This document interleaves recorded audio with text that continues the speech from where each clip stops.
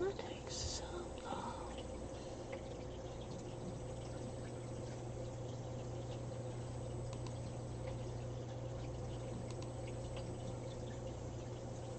Twitch has changed the interface since I last used it. There's so many different things to click through, one after another. And I can see there's a big delay. OBS is immediate responding.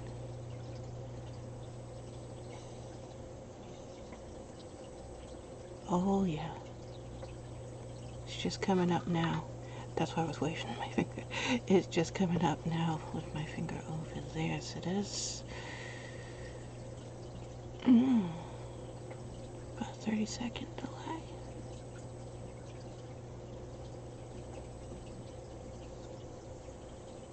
Alright.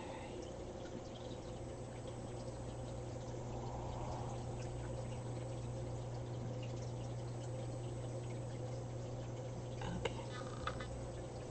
I haven't been using Twitch.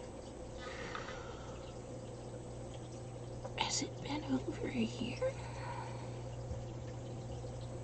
I haven't live streamed much since the pandemic. I've had COVID 3 times.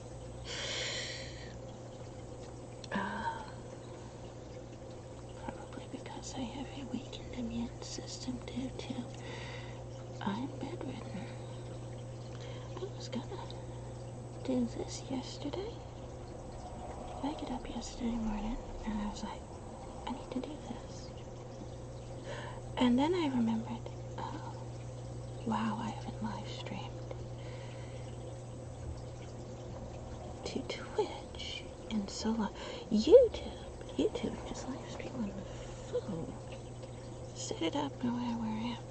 Twitch, I have to have the whole big computer thing set up. But then for an art stream, I have to have multiple cameras because there's the camera down here and the camera up there. And then I have to have lights set up on the art and lights around the room. Oh my god. I haven't had my art streaming set up in over a year. I don't even know where everything is. I spent the entire day yesterday setting up all the cameras and lights and everything. Because I had to go find them. They were all packed away in boxes. But then, I haven't used the art streams in this apartment. We moved into this apartment February 2019. So I never even unpacked my art streaming stuff from High Street. And I hadn't done the art streams in a while from High Street. So it's been like 2016 since the last art streams. I've been doing gaming streams. So, it's online mouse. It's online mouse. I'm not gonna use mouse, so whatever. Anyways.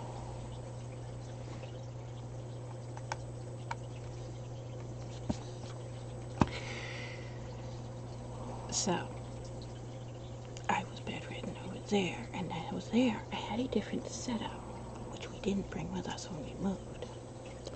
It disabled it and turned it into bookshelves. It's my streaming setup. Bookshelves. The one to make these bookshelves.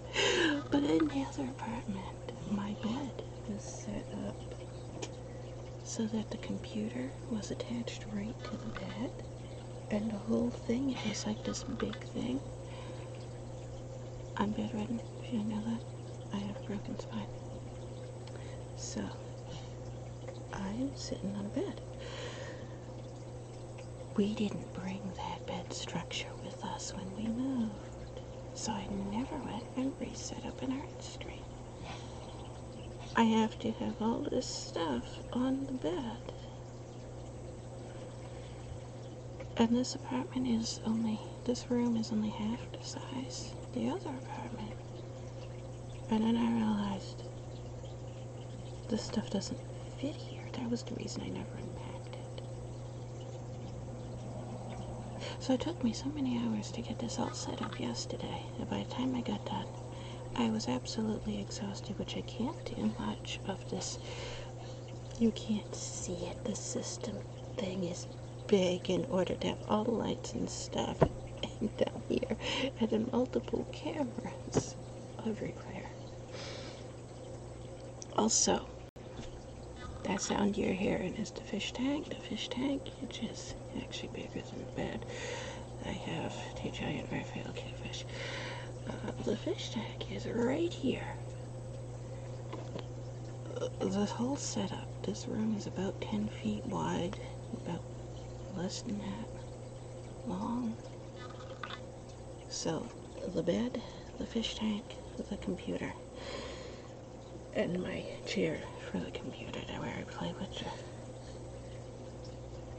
That's all the room there is. There's no room for anything else. So there's nothing I can do about the fish tank sound either. You have fish tank sound. In the other apartment, the fish tank was on one side of the room, and the bed and computer was on the other side of the room. And I was able to hang up this curtain system, which I still have. It's hanging there across the door, which it needs to be hanging there across the door. If it's not hanging there across the door, the neighbors are so damn loud. You will hear it, even with the soundproofing curtain up. You're gonna hear it when they start getting loud. Oh my god. Also, since the last stream, I have a different dog. Marcy died. The very last stream I did on Twitch, I was telling you, I remember I was telling you Marcy was getting really bad off. She was 21 years old. She was Chihuahua. She was 21 years old. And she was getting really bad off. And you kept hearing her doing like this coughing thing that she was having trouble breathing. And she was sitting on my lap, so it was really loud. She died later that same day of the last stream on Twitch. That was why I never got back to streaming on Twitch. At that point, I didn't know. The pandemic, bedridden, no TV, no news. I didn't know the pandemic was going on.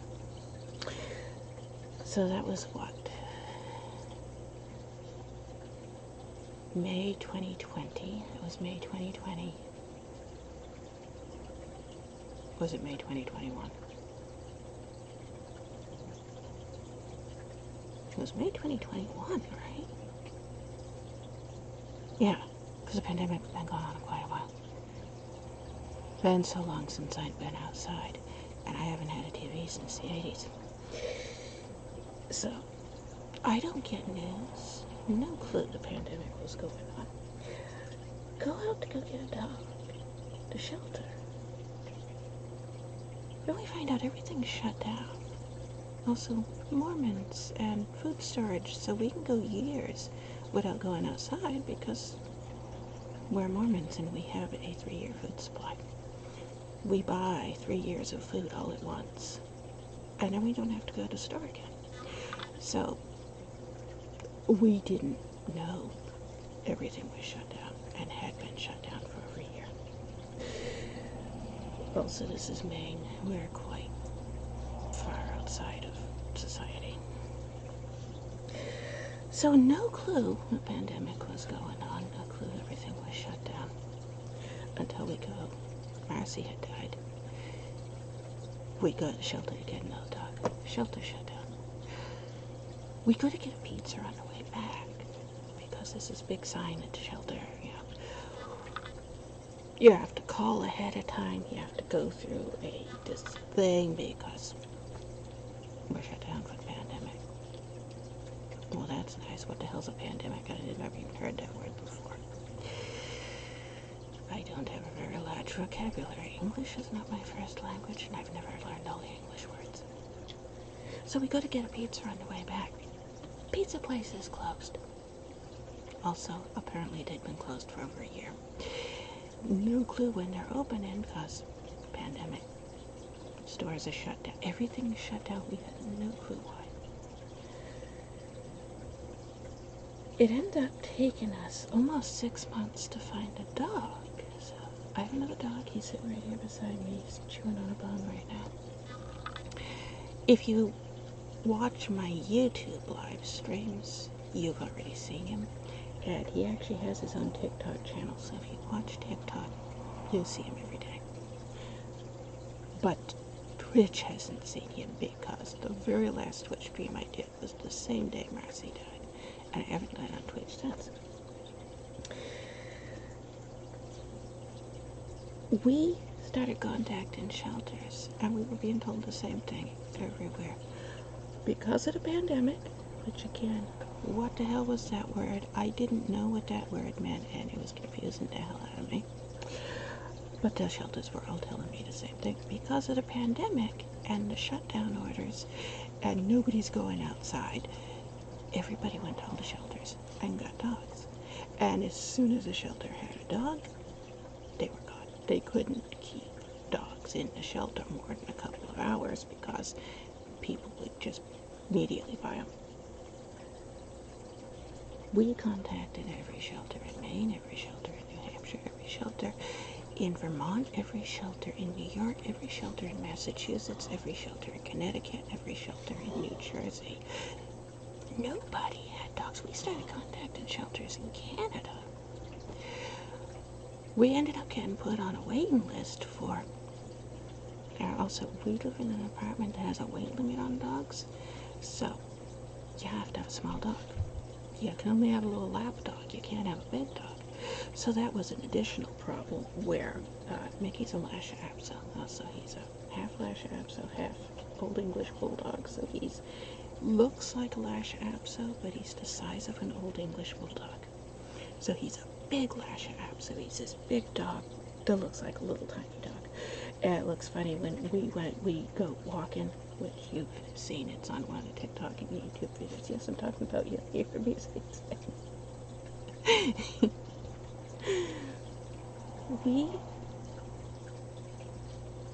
one of the times we were walking at the Eastern Trail last summer, there was another woman walking, and she had a Lhasa Apso.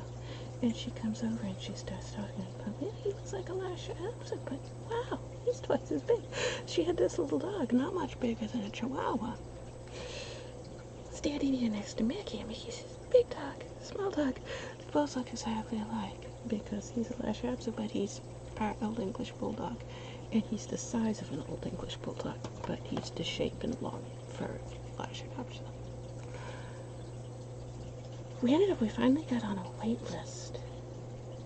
And so they would email us before they listed the dogs. Same place where we got Marcy, where they would list the dogs for sale on their website. And anybody on the wait list, they would send the wait list out the day before the list. So you had 24 hours to, if there's a dog on this list you want, go there immediately, call them, tell them you're going to go in and look at the dog. And so you had a chance to get the dog before they listed it, because when they list them, they were gone within a couple of hours. People would go in immediately. But all the dogs would be big. Around here, everybody wants big dogs because everybody wants hunting dogs. Coonhounds, beagles, big hunting dogs. Everybody hunts around here. Deer hunting dogs. They want dogs for hunting deer. They want dogs for hunting bear. They want dogs for hunting moose. So everybody around here wants big dogs. So most shelters get big dogs, and it's almost impossible to find a small dog, even before the pandemic. So we finally ended up with another dog. So there's another dog. He just went running out to the kitchen. Down with his bone. Outside the kitchen.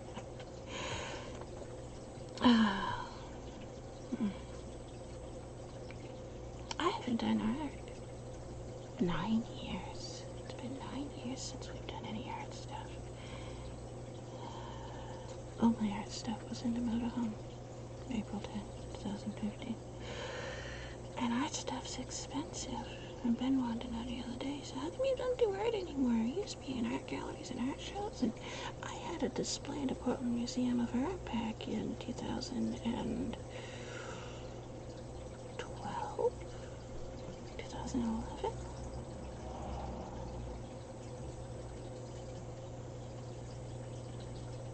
2012. I'm gonna have to look it up. I can't remember when it was. It was charcoal art. There's a blog post. If you go on my website, there's a blog post about it. You can find it, and it shows the actual paintings, which I have up there. There's a shelf up there in the ceiling, and the paintings are big because they're not paintings, they're charcoal drawings. But they're big because the Portland Museum of Art, they were doing this thing. It was a thing for college students, and I happened to be in college at that time. And you could sign up for it, and 3 people got picked. I was one of them.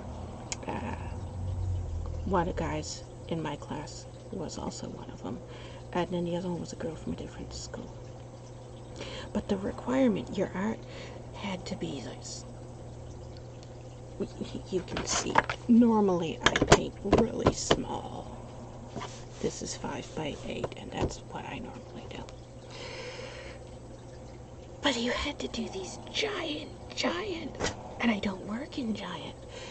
And my art teacher was Hillary, Southern Maine Community College. She's like, you stand a really good chance to win this. You need to enter this. I hadn't heard of it. I had no clue. I don't keep up on that type of stuff. And she's like, I've had students who've won this before. I know what these judges look for. Your style is what they look for this particular contest. She's like, you need to enter this. You stand a good chance to win. So I ended up entering it, but the requirement for the art was massive, big. I can't remember what the size was. It's up there. It's huge. It's like 3 feet by 4 feet. Big, giant, huge canvas that it had to be done on. And it was charcoal. Yet the requirement was it had to be done on charcoal. It was charcoal drawing. It was a specific thing, and the display was going to be at the Portland Museum of Art.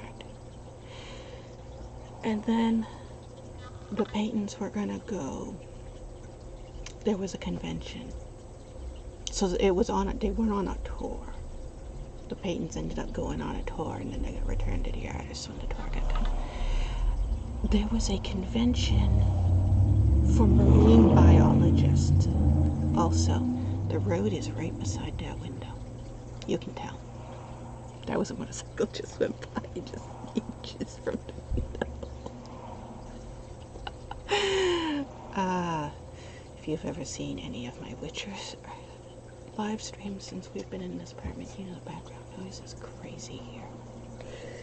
That's why I tend to do most of my recordings at the parks and stuff since we moved here. I can go to Rotary Park and record no sound. Great. Well, except when there's crazy people. You saw that. They're still showing up. They were here just 2 weeks ago, so that's still a thing. It was Super Bowl Sunday. That crazy woman that keeps showing up on that portrait there. She visits, she knows the people, and we found out who it is. It's Camilla. Remember the Bacon Street gang? That gang that my cousins got involved in over on Bacon Street. That's why they're called the Bacon Street gang. It was back in 1994. That murder on Foss Street, on the corner of Bacon Street, which is why they call it the Bacon Street gang. It was this gang. They're basically like main version of Hell's Angels. However you would describe that. They're just a small local gang, like the Bloods and the Crips, that type of thing. I'd never heard of them. I was at my grandmother's house. She lived on Foss Street. That big yellow house on the corner. Just down from that big white church, across the street from the synagogue. That house. We were there, as she was really sick. She was refusing to go to the hospital. Her doctor was there. He had come over and he's like, you gotta go to the hospital. And she was just absolutely refusing to go to the hospital. She died later that week. But her opinion was, you know what, I know I'm gonna be dead in a few days. I don't want to die in a hospital. So that she wouldn't go to the hospital, she said, I'm dying in my bed. And she did. So the doctor was there and he's trying to tell her, you know, we can do something at the hospital. She had breast cancer. And it had spread, because she had refused treatment, it had spread to pancreatic cancer. And it got really bad. And she had had cancer for 9 years. She was refusing treatment for 9 years. If you ask the Atwater relatives, they'll tell you she got cancer and died overnight. I lived with her. I was taking care of her for 9 years. She kept calling them on a daily basis and asking them to come visit her because she had cancer and they wouldn't. Atwaters. Anyways. That night that her doctor was there was this big fight started on the corner. It's the corner of Foss Street and Bacon. Foss Street's the one that goes down to Hill. Bacon's the one that crosses it. Where the synagogue is. Jewish synagogue's right there on the corner. This big fight starts out on the corner. It's nighttime. It's like 10 at night. We're trying to get her to go to the hospital. And she didn't want to, so we ended up giving up. But while this is going on, all these people start screaming and yelling. And I go and look out the window, and there's this massive crowd. There's like 30 people over here on the sidewalk, and another 30 people over here on the sidewalk, and there's like 10 or 12 people in the middle of the road. And it's obvious, you can tell what was going on. But they had somebody holding them down on the road, beating them to death, and they killed the guy that they were holding down. And that was the Bacon Street Gang. That's when they got called the Bacon Street Gang, because they murdered somebody on Bacon Street. They also went to prison. 14 of them went to prison. That woman who screams on the front porch, she's one of the ones who went to prison for killing that guy. It's crackhead Camilla. She was their cocaine dealer. She's been out of prison for about a year. And as you've heard in several of my YouTube live streams now, she likes to scream on our front porch. And I'm not sure why, because I don't know who Todd Murphy is, but that's what she's screaming about. Todd Murphy this and Todd Murphy that, and who the hell knows what she's talking about.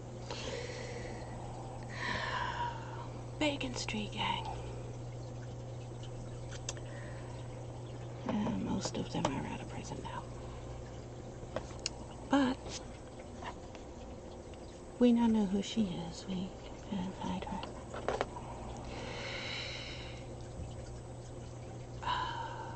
Ben had never seen a mechanical pencil. I know Ben has seen mechanical pencils. Ben was a technician. Science lab. What do you call it? Engineer. Worked in the military.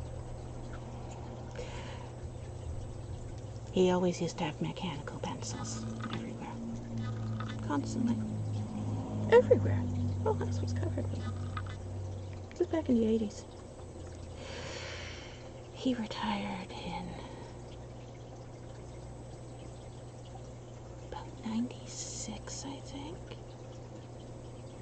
If you haven't seen Ben in a while, he's almost 80 years old now. Anyways, he has Alzheimer's. It's really difficult. 2 days ago, I had this pencil out. He's looking at it. He says, it's a weird looking pen. And I said, it's a mechanical pencil. He's like, what's that? I've never heard of it. Okay. I said, and it was new. I had just taken it out of package, so it didn't have the little tip on it yet. And he starts clicking it, and clicking it, and clicking it, and all of a sudden he's got the entire lid's all the way out here. He's like, oh, wait. So I broke your pencil. He's doing over packaging, so I broke it. Oh, my bad. But he remembered. Alzheimer's is weird. If you've ever lived with anybody that has Alzheimer's, you know how strange they start getting. He has Alzheimer's. And so he doesn't remember things. Huge spaces of things, no memory of it. And then all of a sudden he'll remember something from years ago. You know, something 40, 50 years ago. And he'll be, oh, that! And he'll act like it happened yesterday. And he'll be all excited about it. As I said, it's hard to explain if you've never been around somebody that has Alzheimer's. But if you have somebody in your family with Alzheimer's, and you understand what I'm trying to describe. He remembered the other day, Portland Museum of Art. I don't know why. What triggered it? How do you remember it? He's like, you don't do art anymore. It's like, no. April 10, 2015, along with my family being murdered and everything else that happened, which bedridden and crippled, that happened then too. I used to aqua jog. I used to be able to bench press 78 pounds. I was very into all kinds of weights and stuff. Among the things they did, a lot of stuff happened that day, but among the things they did was they went into my motorhome and they took everything that was in the motorhome, including all of my art supplies, which were in the overcap, put them into the driveway, and Blizzard Juno had just happened just before that, so we had a lot of snow, but then it also this weird, what did they call it? Climate change. Global warming, that's the word. This weird hot weather that we had. So we had a blizzard. Blizzard Juno. My motorhome is 12 feet, 1 inches tall. The snow was over the top of the motorhome, which that's about 6 meters if you don't know feet. It was over the top of the motorhome. And then it warmed up a few weeks later. And it melted, all of it, all at once. So we had muck. The whole yard. Because also, I live in the Scarborough Marsh, and it's a swamp. Immediate muck. They took everything out of the motorhome, which included all my art supplies, all my clothes, all my board games, so I don't play board games anymore. It's something you see me doing in really old live streams. They took all of that stuff, put it in the driveway, and then jumped on it. So, $30,000 of art supplies were destroyed in the space of a few minutes. I haven't done art since April 10, 2015. Because I didn't have any art supplies, and art supplies are expensive, in case you hadn't checked. Single tubes of paints can cost several $100, just one color, one little tiny tube. I had very high quality, professional grade paints that were in the Portland Museum of Art. You can't do that with student grade stuff that you can buy local. You want to get in a museum, museums require specific types of paints. Anyways, Ben was trying to remember all of this. And then he's like, oh, I'm going to get you more art supplies. So now I have art supplies. They're not professional stuff that can be done in, I have an easel, which is kind of really close to the camera, so you can't see it good. And This he went, I don't know what you need. Give me a list of stuff you need. What do you use to get started again in art? So I gave him a list, and now I have art supplies. And here we are. And that took what? An hour. How long have it been? Half hour, yeah, half hour. Anyways, I was so exhausted after setting all this stuff up. You have no idea how fast you get exhausted when you're bedridden and you go to sit up and all of a sudden you can't breathe and all you've done is sit up. Why does that happen? I don't know. I used to aqua jog every morning 13 miles. Now, sitting up in bed exhausts me more than that did.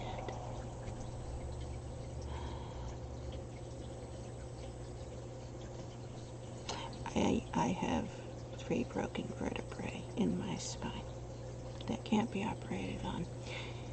Doctor tried to explain it to me, and he showed me all my MRI things and x-rays, and the bone is like putting pressure on my spinal column.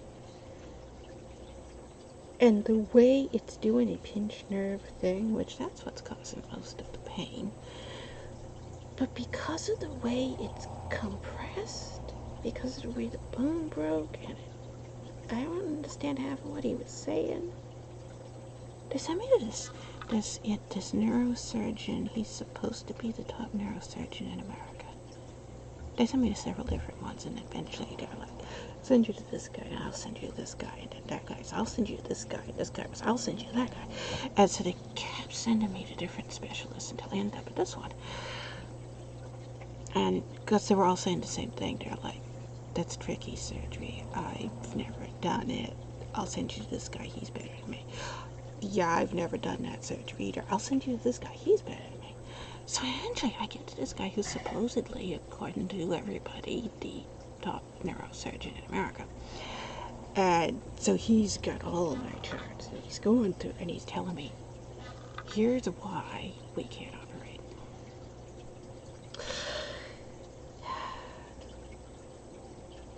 So he's showing me how the bone, he's got all the MRI and the x-rays, and he's showing me, so here's where your nerves are, and this is how the bone is, and this is why we can't operate.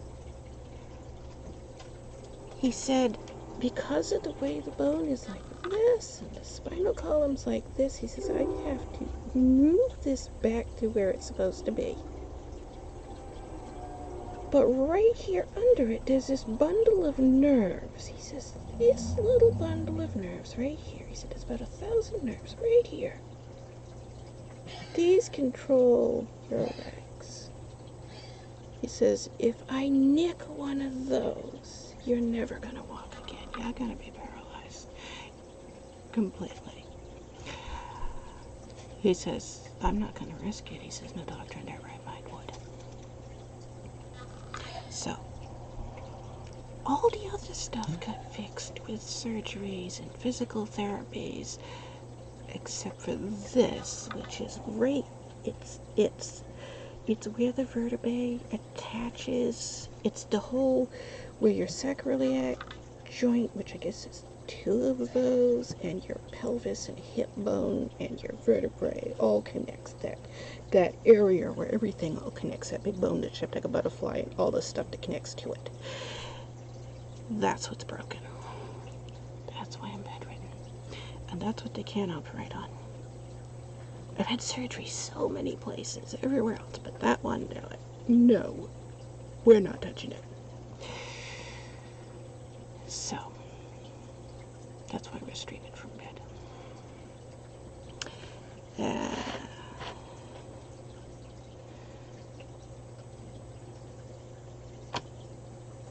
We were very close to the 10th anniversary of that, aren't we? It was from multiple different attacks, too. That's another thing. It wasn't just the one April. The first one was November 14th, 2013. The second one was April 10th, 2015. Or actually, it wasn't the second. It was the second one that caused an additional injury to my spine. First injury to my spine, second injury to my spine, and then June 26, 2016, another attack that further injured my spine. So 3 attacks that caused injury to my spine is what those 3 were. There were different attacks before, between, and since. So, anyways, I am going to swatch. That's what I'm going to do. But I'm not going to do the swatching today. Instead, I'm going to prepare a swatch card. I've never used this paint before. This is Paul Rubens paint that I got here. It's Paul Rubens Million. I'm not sure.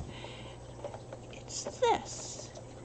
Million translates to me pretty excellent. Is it a Japanese word or a Chinese word? I can't remember. It's upside down. There we go. I forgot the camera's flipped. There we go. Yeah. It's a cheaper. This is student grade. Not going to be doing museum stuff with this. Don't do museum stuff with this.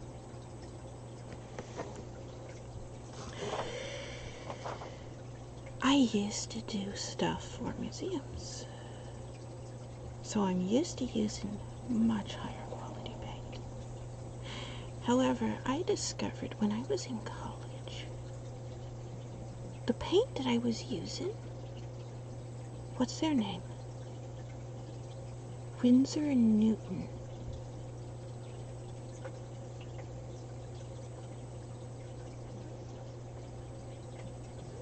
Is it just professional?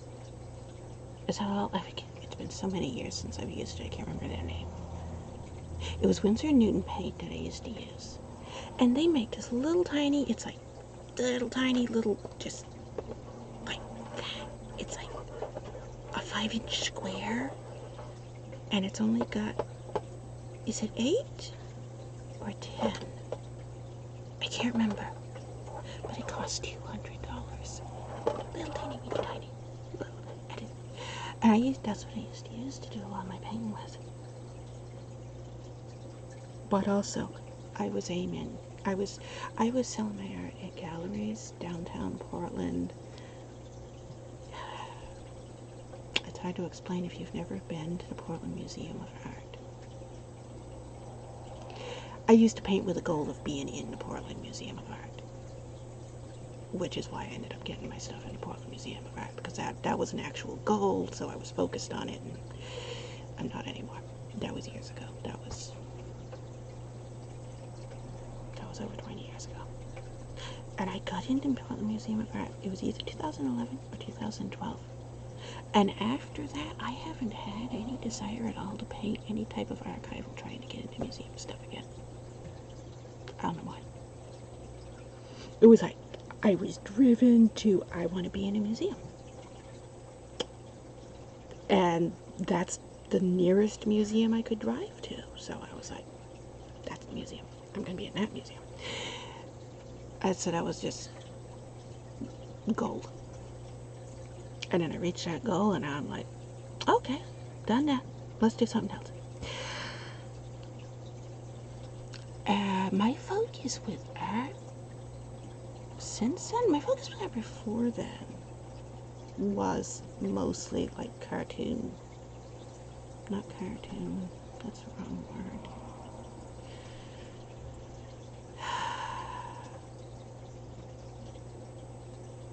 I'm not good with knowing the names of things.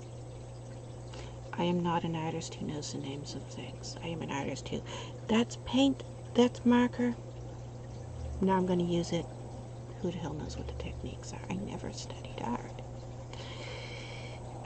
I watched Bob Ross years ago.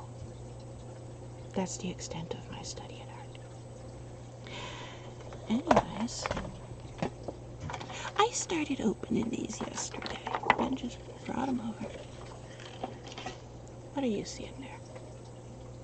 Oh, look, that's I got it right in line with the camera. Ain't that nice? I started opening these yesterday. This is like a mid-range grade, but I've never used it. I know nothing about this paint. This company didn't exist when I was painting. This is a fairly new company. Paul Rubens has been around a while. But this division of Paul Rubens, what the hell just happened to OBS? Ah, there it goes. Who did that? I picked up the mouse. Paul Rubens, that's what I was saying. Winsor Newton. I used to use Winsor Newton. And then, when I was in college, the college I was taking art classes as electives, but I was in the culinary arts, cooking, and then I changed focus. I changed focus so many times. So abnormal psychology, forensic psychology, that was my focus for most of my time. Oddly, I qualify. I can go to the state and become a registered psychologist and set up practice and do therapy. I have the college requirements for doing that. And I was like, I wouldn't want to do that. You have to have a certain type of personality if you want to be counseling people. I don't have that. I have never used one of these types of brushes. I'm not sure what I think of this. I see that you have a broken hair. Wait. I need tweezers for that. Oh, that's gonna annoy me. How do I get you? I can't get it. There's a hair. There's a hair out of place.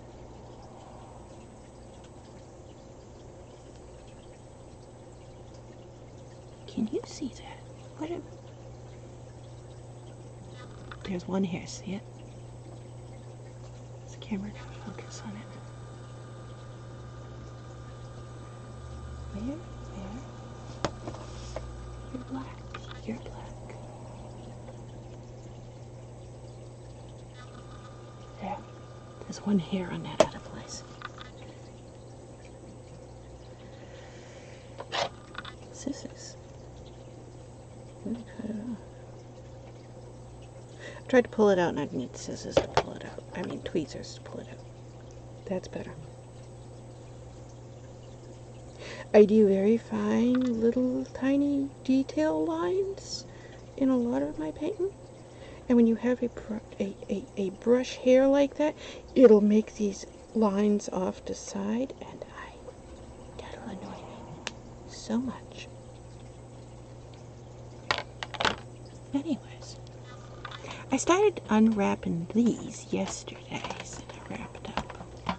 That's what I started doing yesterday. I woke up yesterday morning, and I was like, I'm gonna unwrap these and swatch them. And then when I was in the middle of doing that, I was like, you know what? I haven't done an art live stream in years. My channel got changed almost completely Witcher and nothing but. Both on Twitch and YouTube. But I started out with art originally.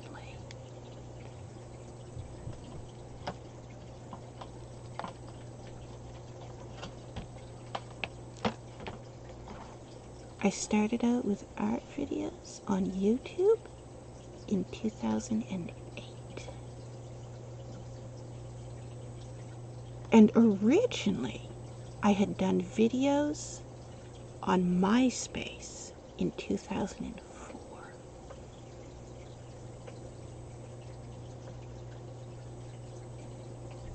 Yeah, I still have a MySpace account. I still have that.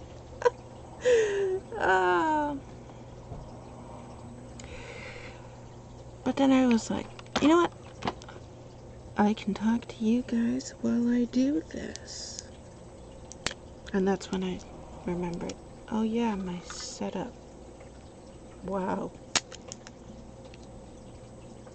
My setup isn't here. I have to reset it up. But I don't know where it is. So then after I unwrapped those, and that's as far as I got, I had to go look for everything to set everything up. So here I am now with that set up.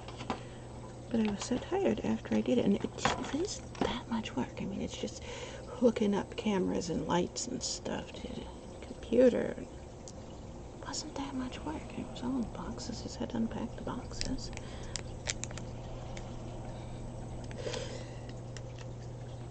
But I was so tired that I ended up falling asleep. And I was asleep all night. All afternoon and all night. And into morning. And it's now close to noon time. What time is it? I don't even know what time it is. It is 11:13. Yeah, it's close to noon time. I was asleep about 12 hours. It exhausted me so much to set up the camera and the lights. I never did up streaming. Also, I noticed the names on this are different than the names on here. But I think they're actually the same thing. Also, where's the swatch card? This came with a swatch card. What did I do with it? There you are. Yeah, this came with a swatch card. See, that's what I was looking, and it's like, wait, the names on here, and the names on here, and the names on here, they don't match up to different.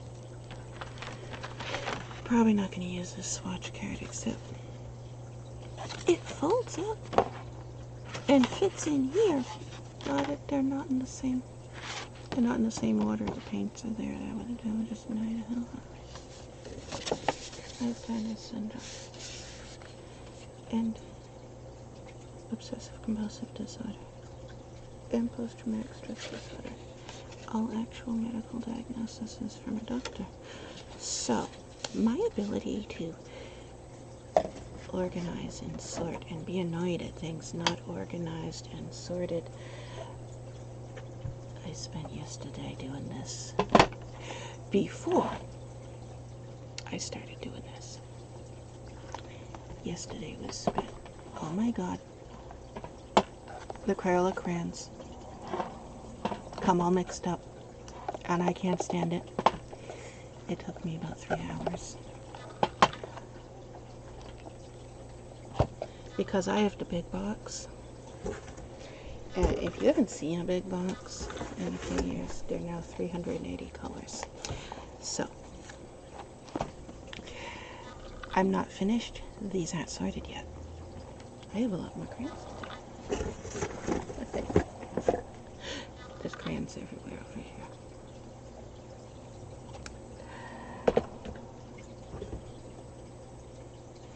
Part of the reason why I avoid art sections in stores is because I am prone to, when you walk by Crayola crayons, to dump the entire shelf in the cart. I have several thousand crayons. And I had no reason to buy another Crayola big box, which is now 380 crayons. Because they now have 380 colors. There was no reason for it at all. Other than I had to buy it and sort out the colors for absolutely no reason at all. I don't need more crayons. I have thousands of crayons. I have hundreds of Crayola bit boxes. I don't know why.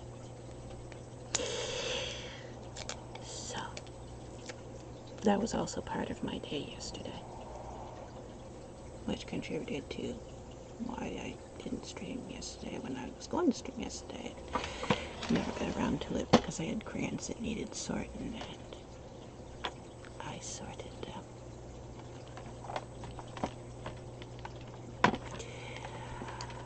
I almost need a nail file to get these out of this.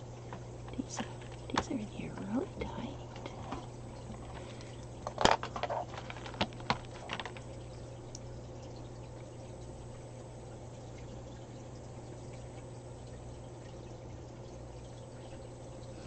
These have all the, can you see that?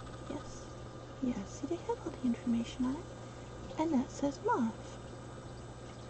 But then up here, it says fresh purple.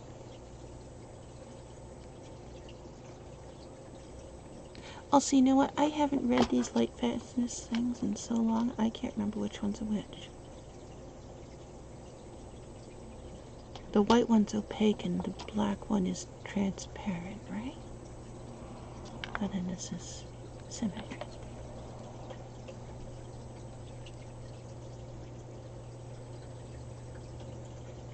I never got into the technical side of art.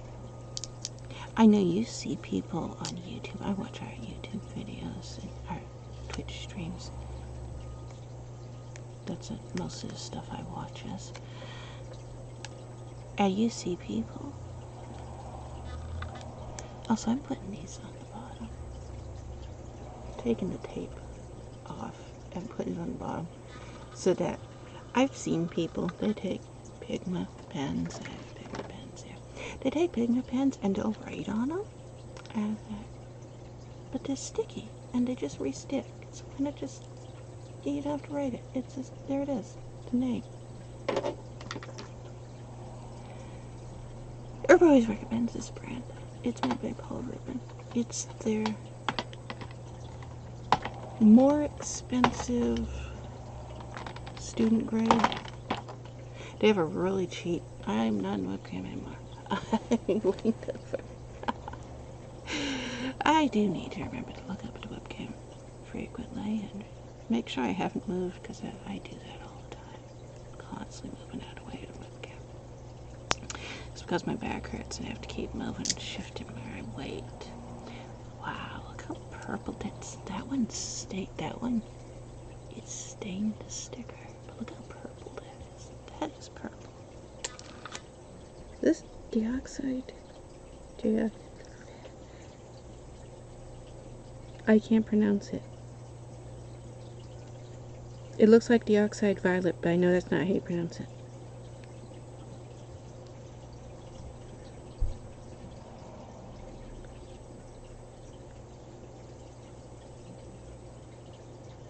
Diozanzine? I have no clue. I am not good at pronouncing words. It's purple. Oh, this one looks like it's squished in there really tight.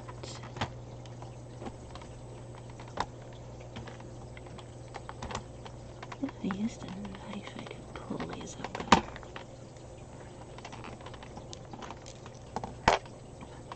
As I said, I'm probably not going to be doing any painting today. Unlikely. Just because I know it's going to take so long to do this. And then I need to set up my swatch book for it. I've never done a swatch video, have I? So even if you ever did watch my art videos, you have no clue how I do swatches. Every time I get new paints, I redo all the swatches because paint batches are always going to be different. So I re-swatch everything. There we go.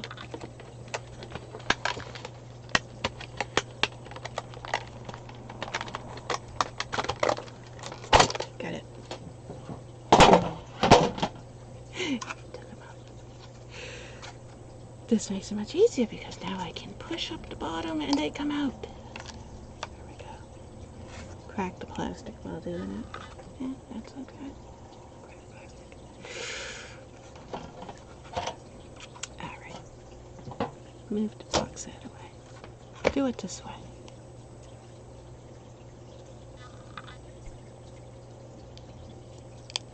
I know this unwrapping paint is going to take so long to do. So, unlikely to do any swatching today. So I'm not set up for it. I don't have any water or pellets, so mixing trays or anything like that. But what I do, each color has a page in the sketchbook, and I do a mixing thing for each color, one on each page. So the Dark-Side Violet would have its one page, and then all the different mixing techniques. Rose Madder would have another page. Van Dyke Brown would have another page. And I draw all these little grid things off on it. And likely that's the only thing I'm going to have time to do today. Not that I have no time to do it, it's just that it takes all day to do it. So, we could be here for many hours and get no painting done. Because we're setting up a paint swatch book instead. So, I will probably do the actual swatching tomorrow. It's probably going to take more than one day to do it.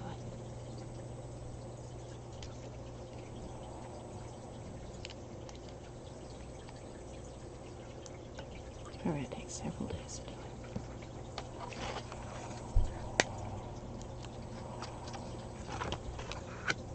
Much easier to get them out now. I just pop the bottom up and take them out. Also, Resident Evil 4 Remake comes out. Oh, this one's got all spilled. This one's it all spilled. Focus. It won't focus on it. Whatever. Yeah, you can see it. It's all spilled on the edge.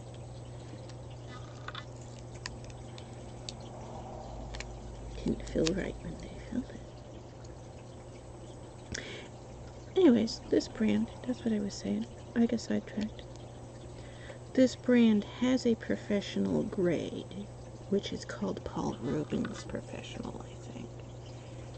And then they have like levels. They have the Paul Rubens, you can tell by just looking at the prices of them. The really expensive Paul Rubens one is $200 for 36 colors. I just looked at all of these a couple of days ago when Ben was trying to figure out which one do you want? And I'm like, well, I don't need the archival ones anymore because I paint stuff to sell the prints. So I don't need to worry about things like light fastness because I paint in these little book things. Also, this is very thick paper. Even though this is a really big, there's only 30 sheets of paper. It's almost like cardboard. It is really thick paper. It's almost canvas board. It's not. Canvas board is a lot more stiff. It's almost canvas board, but it's not quite.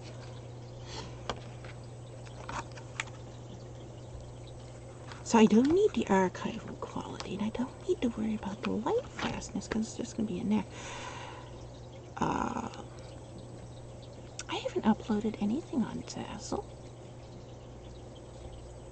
in what? 3 years, I think?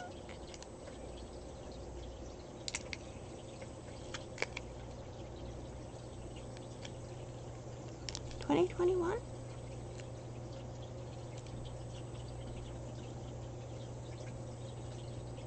I can't do math. I was trying to say, how long ago is 2021? It's now 2023. That's not 3 years.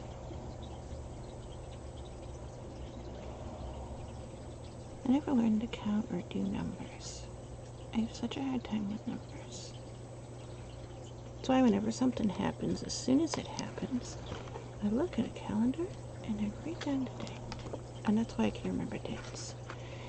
It's not that I can remember dates, it's that I have this massive notebook where I can look and, this happened on that day. I wrote the date down. I would never remember the days of stuff otherwise. I never heard of turkey blue before. I like blue turkeys. That's actually a thing I collect. I got up on a shelf way up there a whole row of blue glass turkeys. This color, turkey blue.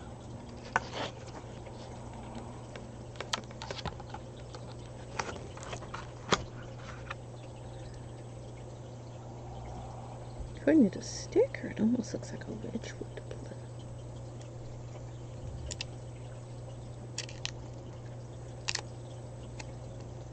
The paint itself is really dark, but it's hard to tell when they're in the pans what the color is going to be on paper. That's the reason for swatching it, because they can look really dark like this, and then when you paint with it, it could end up being a really light color, and I'm nowhere near the webcam to get. You know what? I know what the issue is. It's because my back hurts, and I keep leaning over. You know what? It happened. I am surrounded by pillows. I can't sit up good without pillows. I have 1, 2, 3, 4, 5, 6, 7, 8, 9, 10, 11, 12, 13. I have 13 pillows to prop myself up with. It's probably more than that. Hopefully it is more than that. Because there's a pile over there near the side of the fish tank.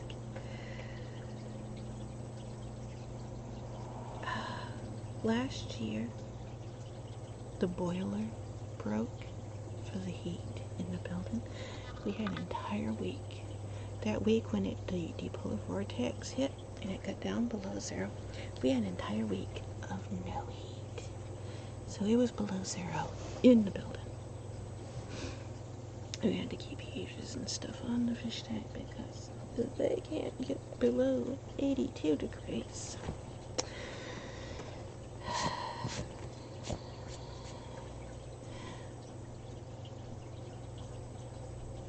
Which is, what, 120 Celsius?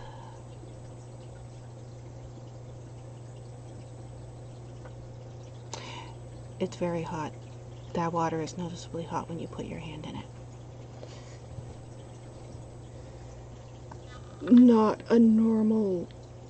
Most tropical tanks are not that hot. That is not a normal temperature. You can't put other types of fish in there with them because it's way too hot for most fish. Anyways, he came in and they're trying to figure out, because this particular guy that he had never, the landlord brought over, he had never worked on the building here before, so he had no clue. Where is the heater? And they followed the pipes. They were in the basement. They followed the pipes and they came to the conclusion, I need to be over here. And so he came in. Let's make sure we're comfortable on my back. They came in and they're like, I think we found the pipe that is the problem, and it should have a place where it comes up into the building. I think I know where it is. We need to look and see, can we get to it? So, he comes in, and he comes in, he sees this fish tank that is bigger than most cars, and he's like, oh, no. It's right under that fish tank. And he's like, is it possible to move that? It's possible to move it. That fish tank has moved to 3 apartments now. It can be moved. It's an all-day thing. requires the fish have to be taken out of the tank and put into these big buckets, which I have all that stuff in the bathroom. If the fish need to be moved and transported, I have all the equipment to be able to do that. Fish are bigger than most small dogs. They are big. Gigantic catfish. And he's like, can you move the fish tank so I can get in behind there? He says, how long would that take? And I tell him, it takes about 3 hours to drain the water out of the tank at the fastest. And then you have to completely break everything down. You have to take down all the filters and pumps and all the air tanks. And then all the gravel's gonna have to come out because you can't move it. It's made out of glass. You can't move it with several hundred pounds of rocks in it. Yeah, it's probably gonna take 10 or 12 hours, but we can, and it's doable. So he's like, can you do that tonight so I can come back tomorrow and work on this? So we went and we took all this bookshelf and stuff out, and I was like, that's what he wants. I see it. There's this pipe thing that comes out, and it comes out of the floor and it loops around and it goes back up in and it goes into the wall, and it's got like these valves and stuff on it, and that's the thing he needed to get to. And he was thinking it was going to be under a panel under the floor, under the fish tank, and it almost is. It is almost under the fish tank. It is right at the corner. We didn't have to take the fish tank down. It's sticking out right beside the fish tank, but we couldn't see it because it was behind the bookshelf. So when he came over the next day, I was telling him, we didn't have to move the fish tank. We found it. It's right in front of it. It's right there. He's like, oh, good. We had to take everything out of the room. We had to take all the bed and bookshelves and stuff all had to come down because they had to work on stuff. And then my brother's bedroom's on the other side of the building. And we didn't know. His floor opens up and there's like this weird mini basement thing. It doesn't attach anywhere. You can't access it from outside. You can't go in it and go outside from it. It's just like this hole into the room. As all the controls for the boilers were under that. The guy that works on the furnace, he's looking at the blueprints for the house, and he's like, I can't find this thing. I think it might be under the floor. So we ended up, he had to go, he went into my brother's room and he's like, I think there might be a trap door here, but I can't tell. There are several trap doors in this apartment. We found them all at the door. There's several in the floors. Well, why would you build a house like that? You have to peel the rug back.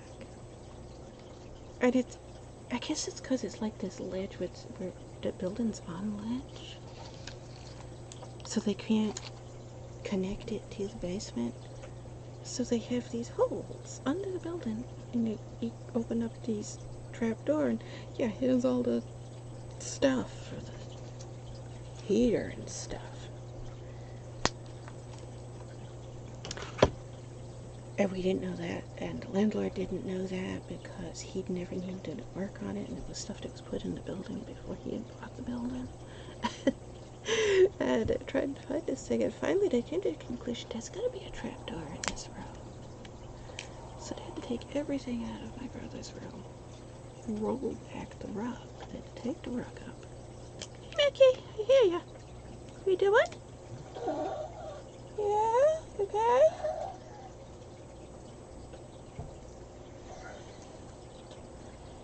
Mickey is a very old dog. He has a collapsing trachea, and if you can hear that cough he's doing, that's what that cough is.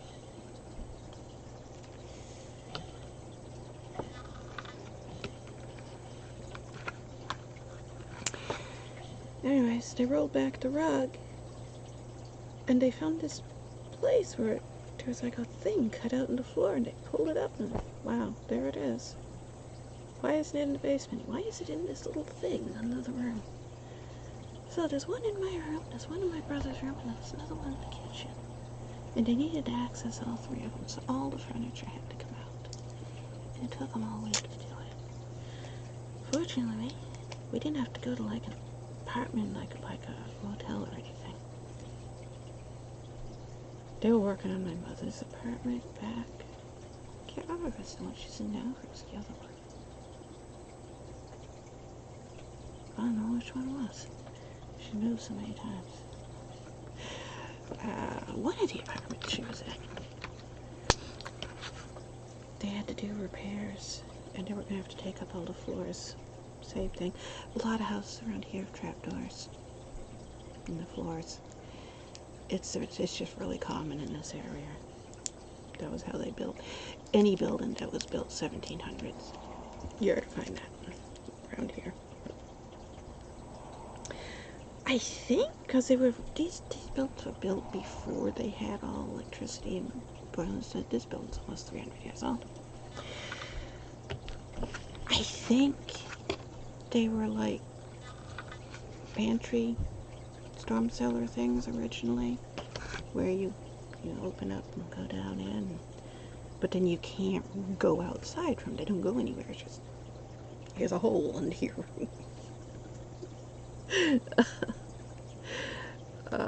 My grandmother's house up on Graham Street, which is just around the corner from us. It's up 4 streets over. It had the same thing. That's the one that burned down. Grandpa's crazy. Somebody, I don't know who it was, while the fire was happening, and it was a big fire. The whole building was destroyed, and there was, how many people lived there? I don't remember.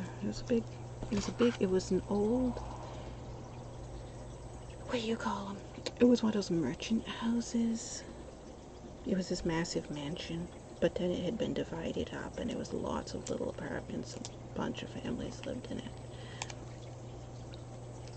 That was back in the 80s. And I think there was 5 fire departments had to come by to put the fire out. While the fire was happening, my grandfather called her.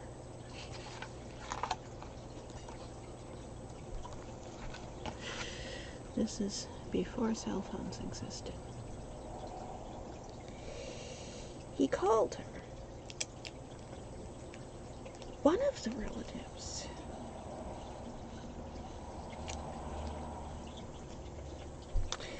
Portobello Mushroom on Facebook, that one, had a car phone.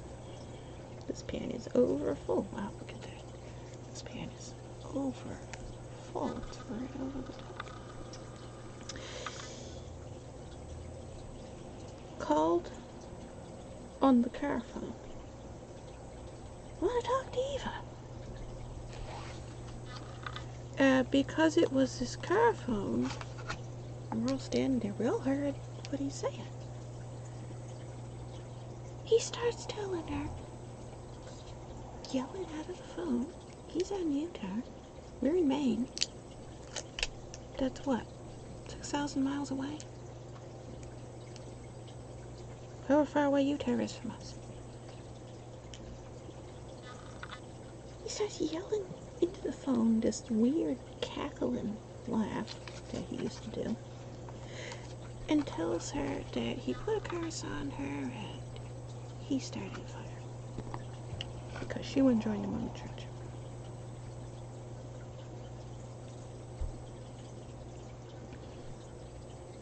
While we're standing there watching this tower of flames as firemen are trying to get families out of this building. What the hell's wrong with him? David Henry Atwater. He's easy to Google. He was second in command of George Applewhite. George Applewhite's easy to Google. He's the guy who went crazy because a comet flew by and decided to kill 31 people while the comet was flying by.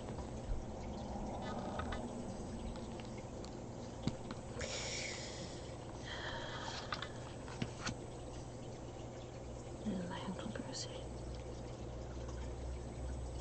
We knew Heaven's Gate happened before anybody else did because Brucey showed up mad because it happened during a storm. And he was on a flight out to California. And his plane got down in Colorado. And he was stuck there for 3 days. And so rather than go to California, got another plane. When they finally let the planes up again, came back here. Gave us hell because he didn't get to kill himself with Kool-Aid like everybody else did. But we had no clue what he was talking about because they didn't find the bodies for another week after that. So we had no clue what he was talking about until the news reports came out. Oh, that's what he was talking about.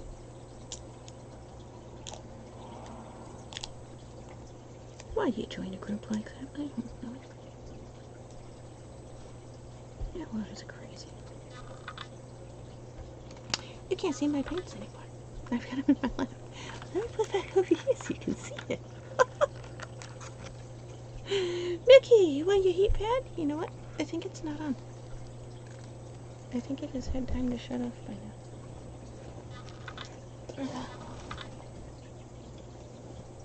It's not on. Good boy. Yeah? Good boy. That type of twisting's not good on my back.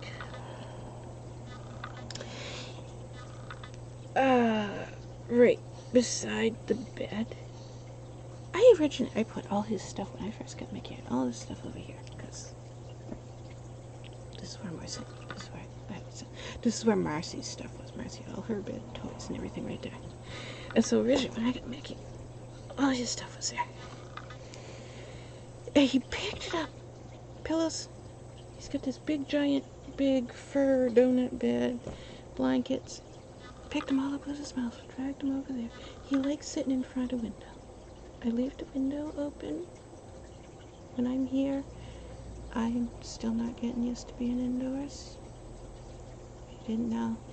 I had never been indoors before 2015. That was... So, 4 years of living outside, I'm not doing well indoors. So I keep the window open because I have post-traumatic stress disorder and being indoors is not good. And he likes sitting there in front of that open window. If it wasn't for my spine being broken, I'd be back out in my yard, in the tent again. I still have it, the tarp and everything, I still have it. It's not set up right now because I wouldn't be using it right now. But I still have it, it's all packed away. So I can set it right back up again. But when I was younger, same uncle that joined Heaven's Gate and did all that stuff, he was since diagnosed with paranoid schizophrenia. Kind of obvious that he had schizophrenia. But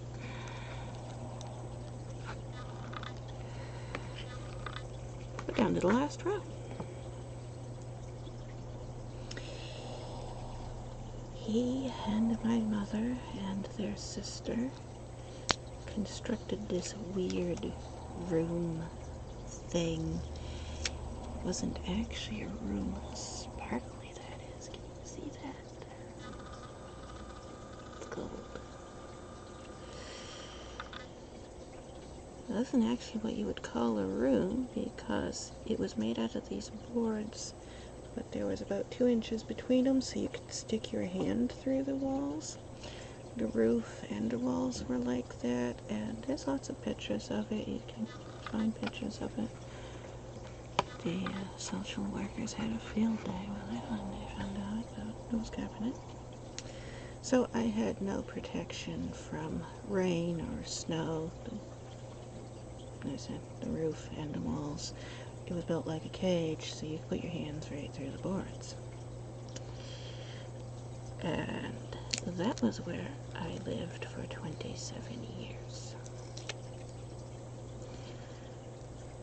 And when I escaped from it, I never wanted to be indoors because of that, even though technically it wasn't indoors. There had been people complain about that room cage thing many times. And several times over the years, the police, school superintendent, school truant officer, and several social workers would come over. The problem was they would knock on the door and tell my parents why they were there. And while one or two adults kept them at the door talking, the other adult would go, take me out of that, bring me into the house. It was behind the house, attached to the back like a porch type thing on the back of the house. So you actually had to go outside of the house to go into this thing. It had piles of wood in it for exactly this type of a situation. They would take me out of it, put me into a bedroom that they had in the house, then person would go out and tell them, yeah, you can go talk to her now. However, for most of my life, I had this section of my jaw was broken, and I couldn't talk because my mouth was fused shut. So I couldn't tell them where I was normally. And whenever they would ask, well, what is this room that people keep talking about? And you say, they've got this room that you keep kids locked up in. And they would say, oh, that's the woodshed out back. So they'd take people out and show them, see, it's got piles of wood here. Well, it did. It had a pile of wood over here and a pile of wood over here. And so it kind of looked like a woodshed, but if you paid attention, there was also a pile of hay for sleeping in. A bucket to take a piss in. Lots of skeletons from lots of dead animals because I had a psychotic uncle who liked beheading animals and tossing them in there.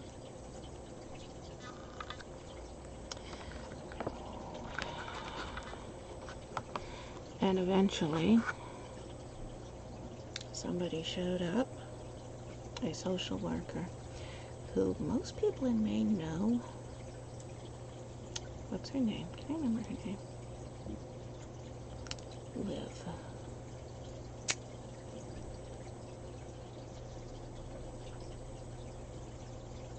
Coleman. Liv Coleman.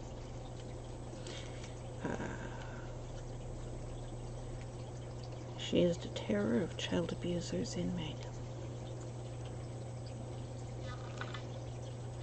She came over one day, and she had the good sense to not knock on the door, but instead just walk to the back of the building to see.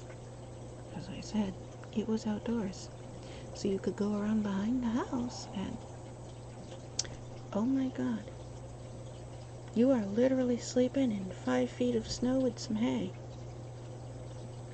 Yeah.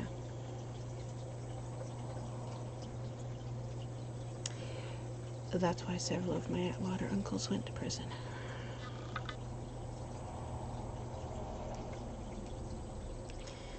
The social workers came to the conclusion that it was a weird social experiment that my uncles had done.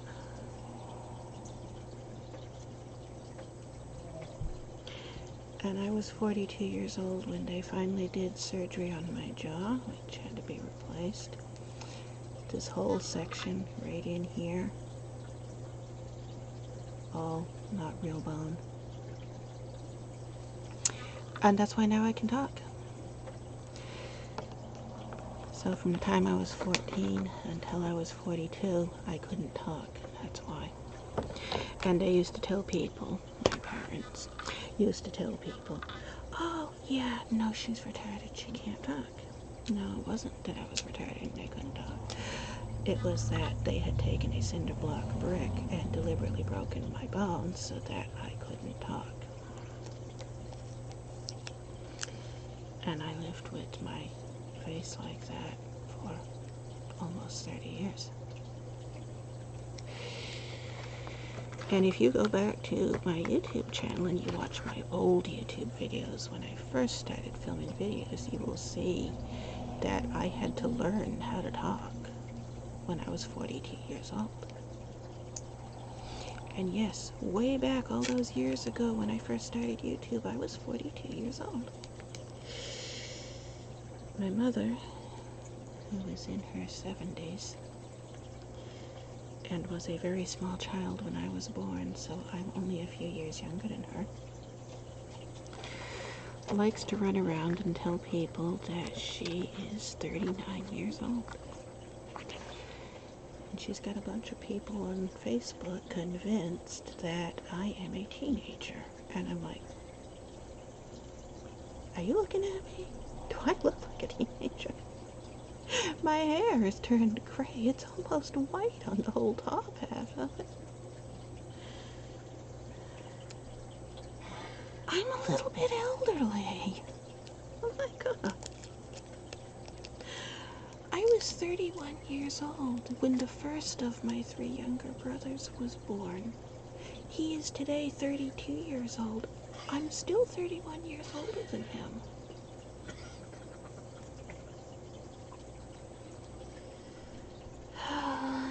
If you know my mother, you know.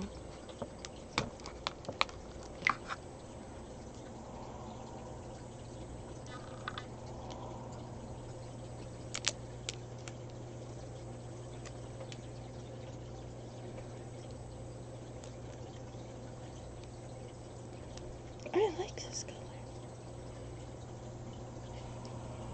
It says it's pearl. Is that what pearl is? It looks silver.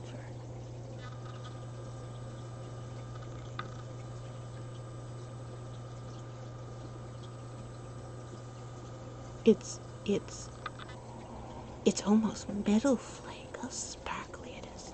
I love sparkles.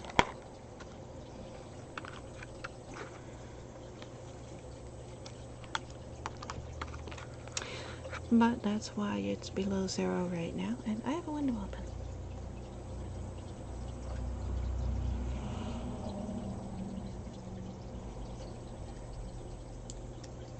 Doctors don't know what to do about the problem I have with the heat.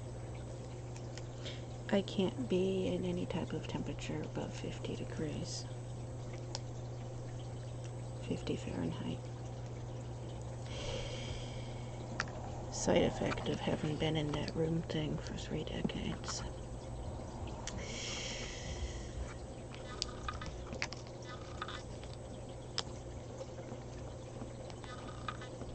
Never living indoors before.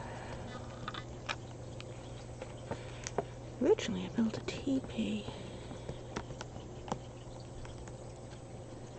but I had to rebuild those about twice a year. So I ended up building what people call the tent. Let's see if I can get this back in the pan now. What people call the tent. And a lot of people, because a bomb blew up my house, and if you didn't know, they did catch the guy who built the bomb. And the portobello mushroom, the one that leaves the death threats on my Facebook account. The one who helped build that room cage. her husband, Paul Martell. That is who the FBI arrested. I never met him, didn't even know he existed. They think she's actually the one behind the bomb. However,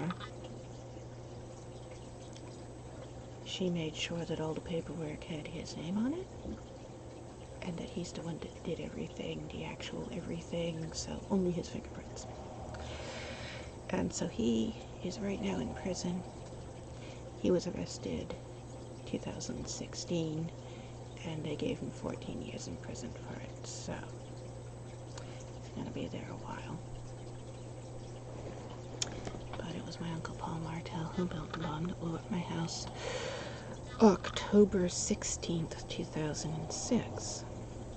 And that's the thing, is a lot of people didn't know I was living under the tarp before the bomb, because when the bomb happened, all of a sudden there was police everywhere, and so all the neighbors were like, oh my god, what's with all the police everywhere.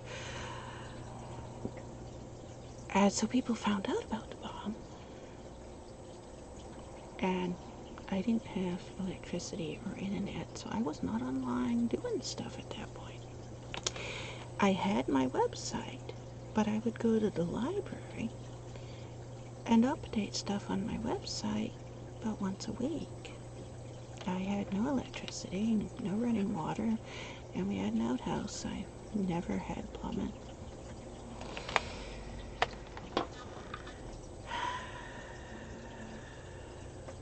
We're ready to do the swatch book, but not the swatches. Anyways, so people would start showing up. The Salvation Army was the first one to show up, and they showed up and they're like, oh my god, bomb blew up your house, all this stuff's going on, what can we do to help? And then a lot of it was on the news. There was news reporters showing up. I think it was Channel 8, I don't know. I don't have a TV. Didn't have electricity back then. Wasn't aware electricity was a thing I could have. Also a thing. Also, that's another thing, was the whole home insurance thing. Never heard of it before. That was a thing that they got brought up. They had this guy who was some type of a lawyer showed up, and he's like, so, what do you get in the settlement, you know, because they had to investigate who blew up the house, and they're like, well, so you're the one that owns it, what's it insured for? And I was like, I have no clue what you mean, you need to explain this better. He's like, well, what was your home insurance policy? And my answer to him was, I don't qualify for any type of medical assistance. I never have. My income's too low. And he's like, no, not medical. House. And it was just, I couldn't understand what he was talking about. I'd never heard of house insurance before. And so he left. He never did explain it. And so that's a common question people ask me when the backhoe drove over my house. I've had 5 houses on my land. Every time these things happened, I rebuilt another house, exact same spot. Well, then in 2013, backhoe drives over my house. Insurance guy shows up again. We got to investigate what's going on. How much did you get? How much money did you get? And it's like, you know what? When the bomb blew up my house in 2006, a guy just like you showed up, and I didn't know what he was talking about. He never explained it. No one ever explained it. I don't know what you're talking about either. And this guy's like, do you not have house insurance? I was like, apparently not. I don't know what it is. I never heard of it.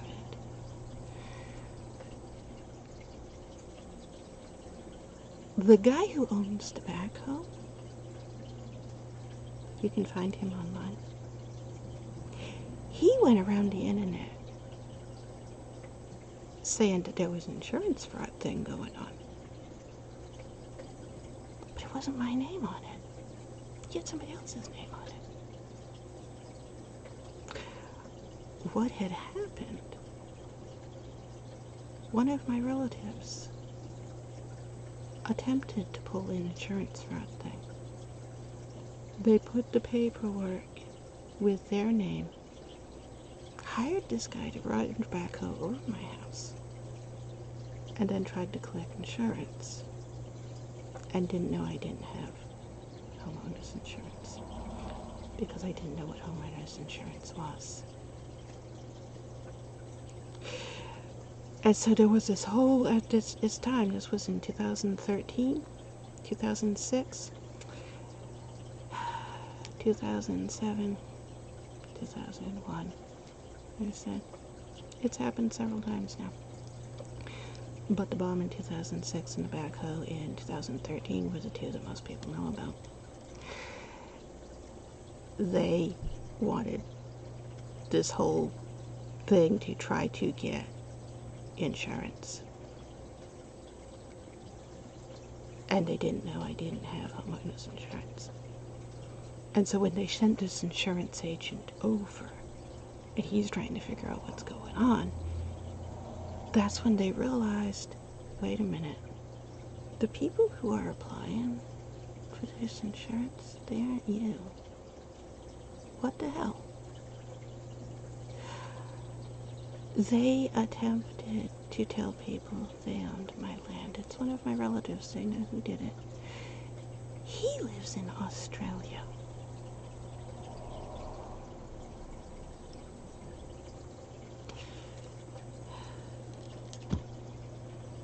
Yeah, what is the real scammers?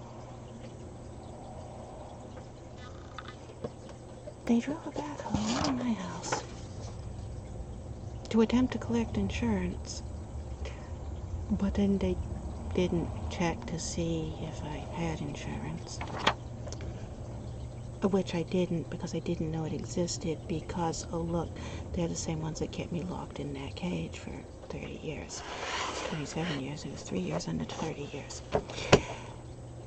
And so I was never taught anything about insurance. That's also why I never went to school. They put me in that thing when I was 8 years old. Which we now know why they did. My grandmother, Helen Ricker Allen, left me everything when she died. I was 8 years old when she died. Everything included the land that I now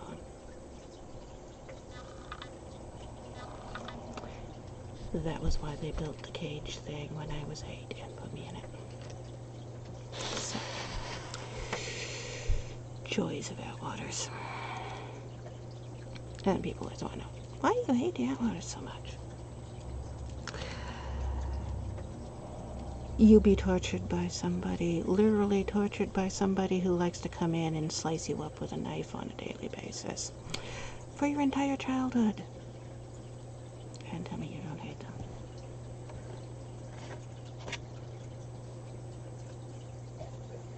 The problem was I didn't have a will, so they had to keep me alive in order to eventually get my land, which required me to be old enough to have a will to put it in their name, and I never did that.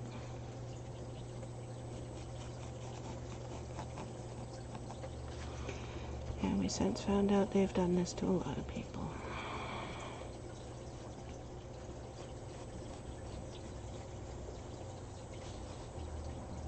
People get like that. I don't understand that.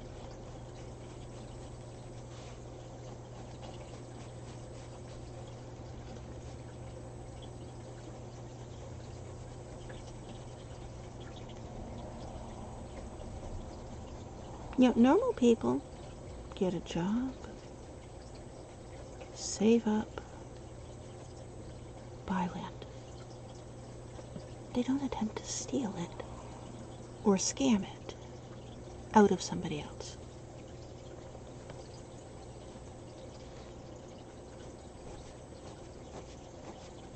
That's like a full-time income for them. One of them runs what he calls a house flipping business. He went to jail for that one. He's the one in Australia. His house flipping business, which is why he's in Australia,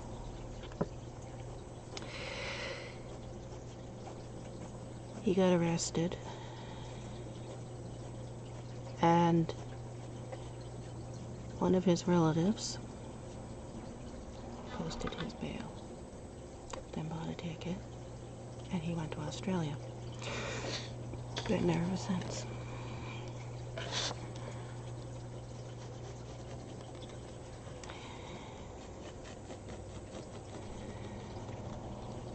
But what he was arrested for, one of the times he was arrested, there are several,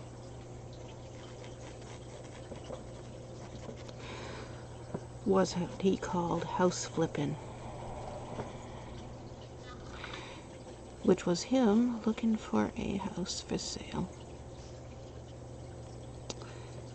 Then he'd take out an ad listing it for sale for twice as much money as what the actual homeowner was selling it for.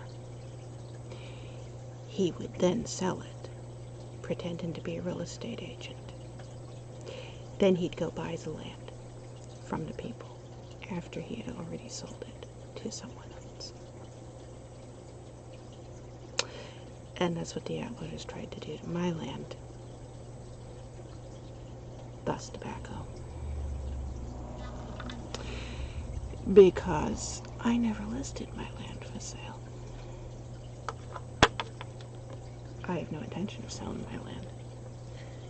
For one thing, my son is buried there.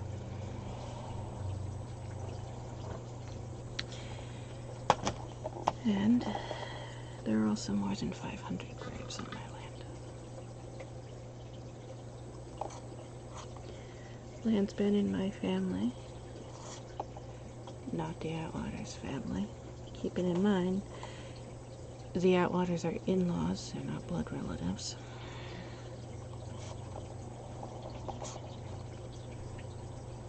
Looking for a red crayon.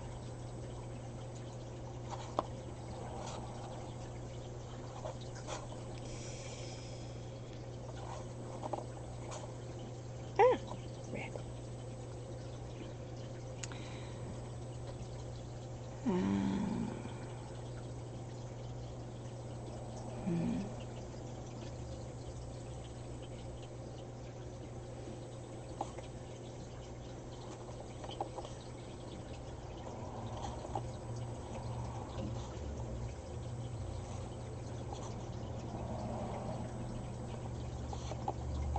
There are so many shades of different colors.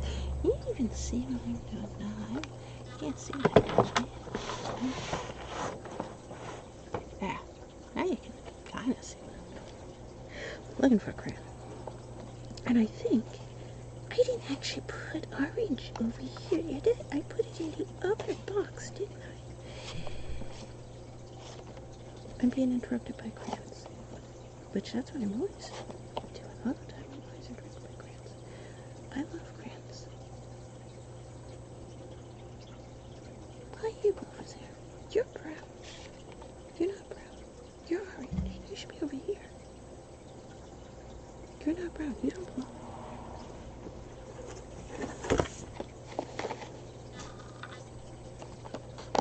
Where's orange? I have another box of crayons.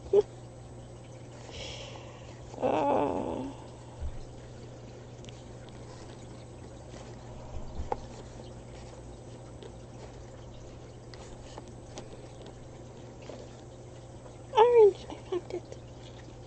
Just plain orange. That's what I want. Plain orange. I'm not sure if I did this right. I need to line up crayons. Oh wow, you're a nice yellow. You know what I want? I know. I like you. No, you're not yellow enough. Unmellow yellow.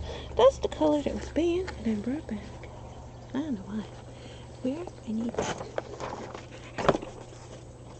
need it. See you there. There we go. Yellow. Are you regular yellow? No, you're not. You are.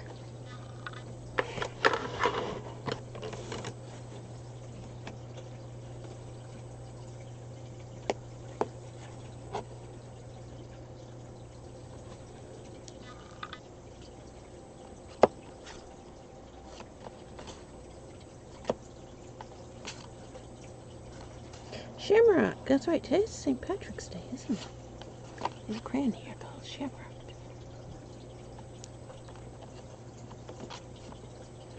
But I think I didn't. I should have put the. I gotta go back and reorganize these. I know I spent so much time yesterday doing it. But I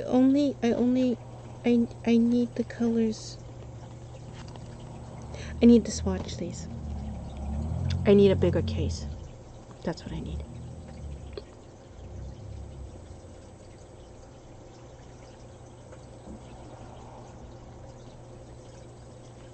You're pink. It says purple. That looks pink. You shouldn't be there. You should be in here.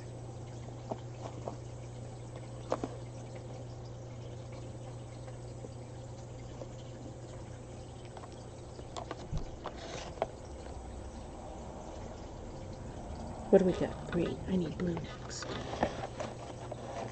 Cerulean is my favorite crayon.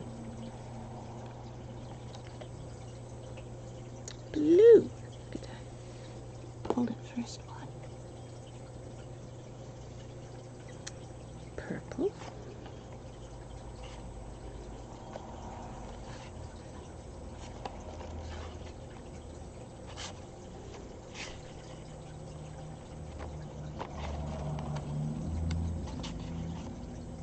If you've never seen my art, I do all my sketching in crayon and then I paint on top of it.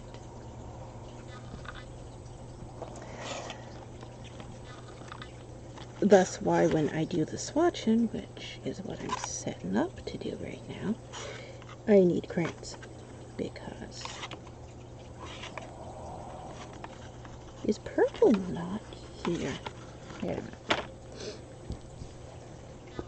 Where's the rest of the crayons? I have a case of crayons around here and I haven't finished sorting them yet. Where'd I put it? You're a jellyfish. Wait. I will show you a jellyfish. I have a jellyfish here. I know, it doesn't look anything like a jellyfish. I have a jellyfish. Can you see him? Okay.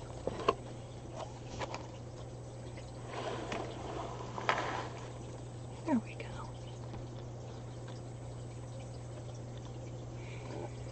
Technically, it's a paperweight.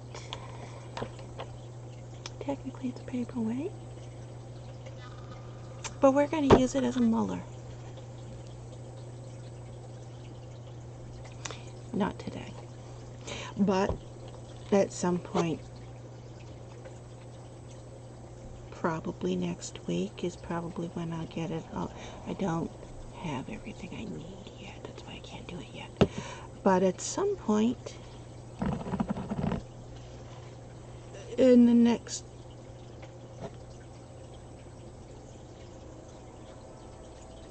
it said the rest of the order is coming April 24th. That's almost a month away. It's coming from China, it said.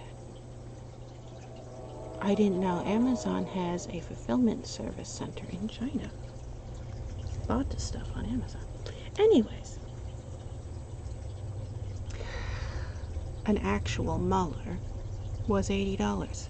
And I was like, multiple issues.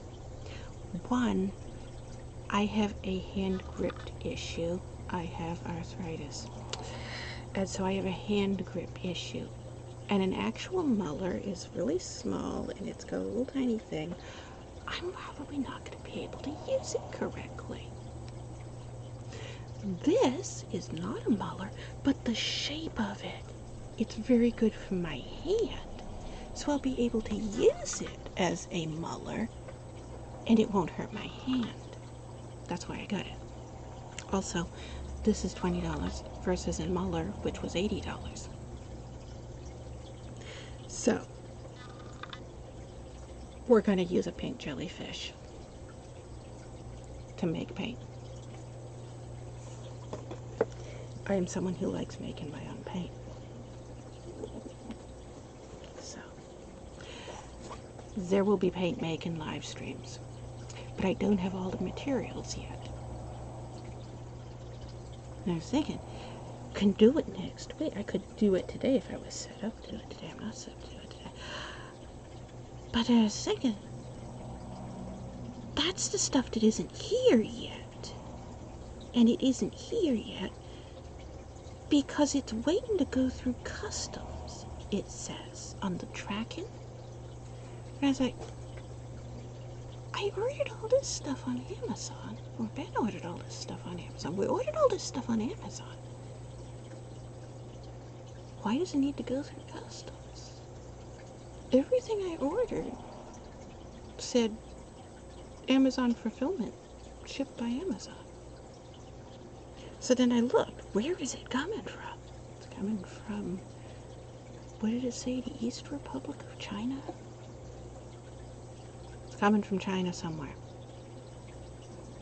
And I was like, does Amazon have a fulfillment center in China? So I looked it up. They do. Amazon has 15 fulfillment centers in China. I didn't know that. So the rest of the stuff that I need for making paint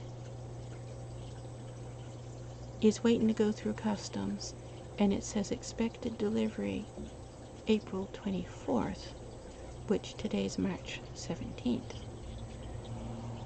So I don't think I'm going to be able to do the paint making videos for another month.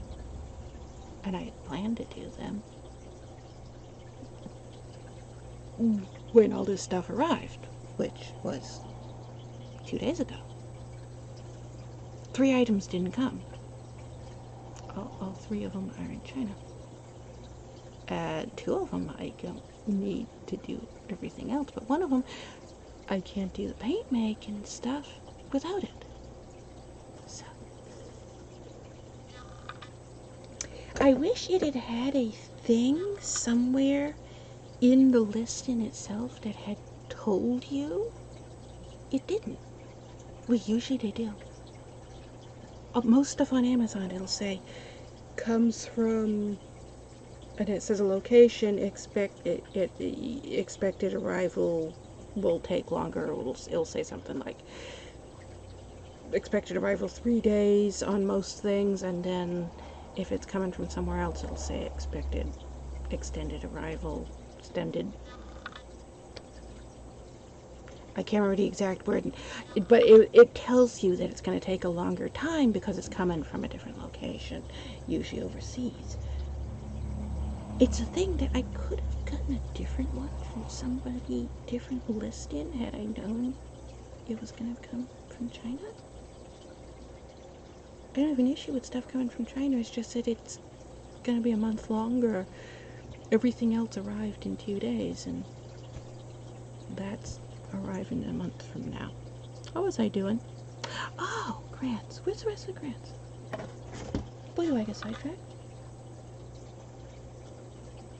If you've never seen one of my videos, you have no clue how fast I can get sidetracked either.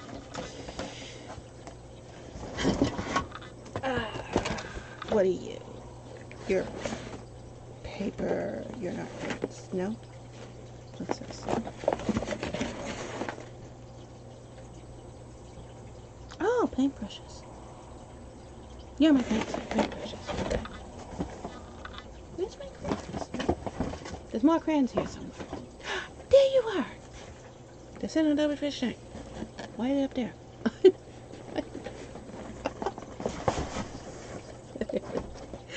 I see him.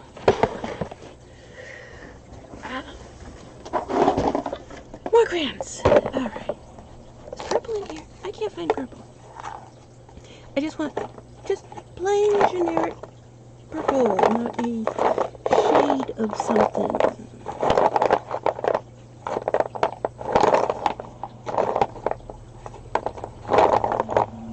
No.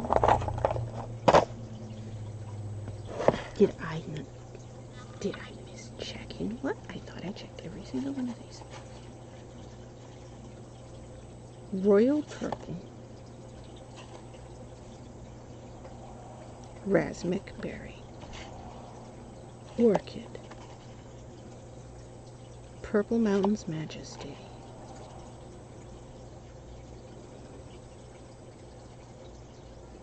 I cannot pronounce that. Oh no, I can pronounce it. It's smudged. Lavender silk. I was like, what the hell is that word? I can't even tell what the letters are. It's all smudged.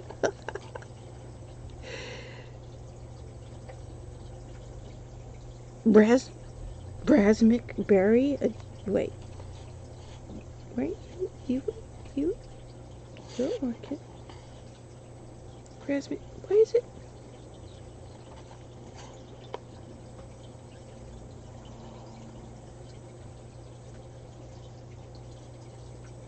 Okay. There's two of one color here. Maybe that's why I can't find purple. There's two of a different shade of purple. I'm missing a crayon. It's bugging me. Poppin' purple. Vivid violet.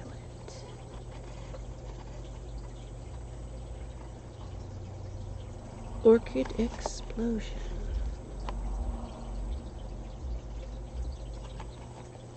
Poppin' purple again.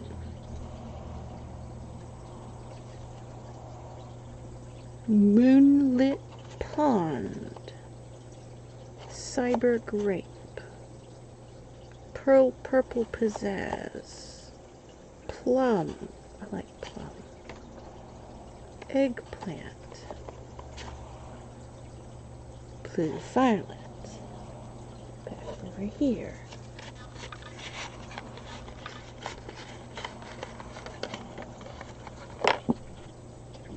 Dropping crayons now.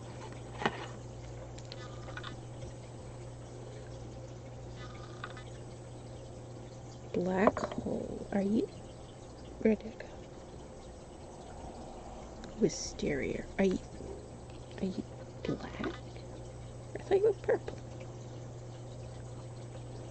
Is this black or? No, that's black. Huh. You're in the wrong section. Do I have purple to replace you? I don't think there's any more purple in here. All the purples are in the box. What are you? Magenta.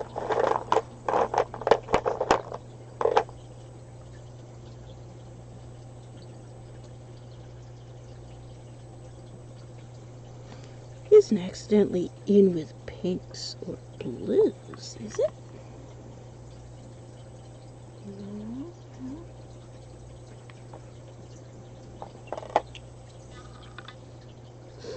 Where was I? Wisteria. But stop falling over.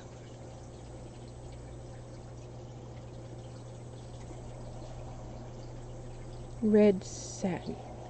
Is that red? That looks purple to me. So that's red. Oh, put it over there. Do I have a space? Wait, I have a space in red, don't I? Yes, I did. There's an empty space. I'm going red. Purple! I found it.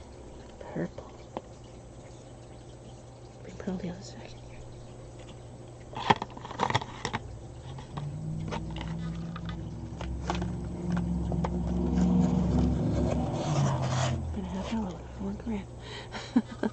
Now we need what? pink. Pink. Just plain pink. Pink flamingo. Carnation pink. I get a whole case of carnation pink.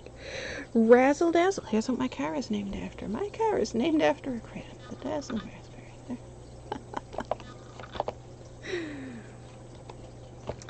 My car is actually named after Raspberry, who is a character in the Twilight Manor books, which have since been renamed the Crayon books, but it's the same series. And then the car was named after that character.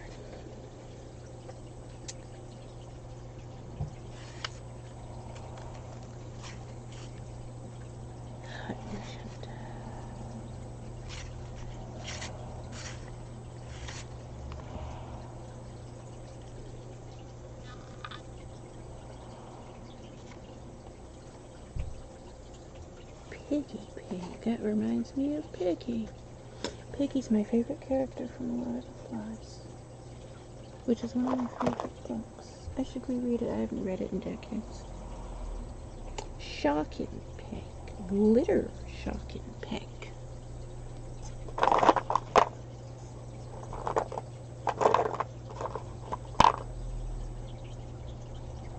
Pearl Shocking Pink. They ran out of color names and they just started saying, they're all shocking pink.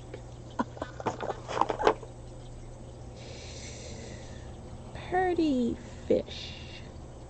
Fish?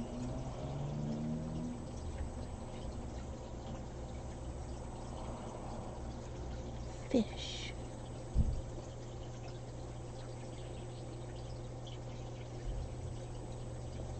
Does that look like a fish to you? How is this fish? Salmon, I suppose. That's a dead fish.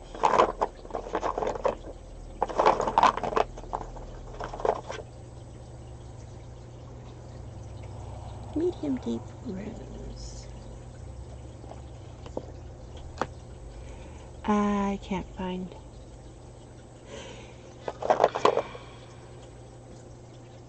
Is there just a plain pink, or is carnation pink the actual pink? Because when you go to buy when you go to buy pink, to get a case of just pink, because I draw a lot of pink. This is the crayon I go through the fastest. They don't send you pink, they send you carnation pink. Because there it is, carnation pink.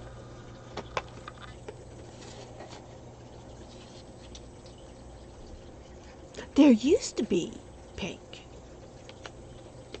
Is pink one of the discontinued colors and now it's just carnation pink?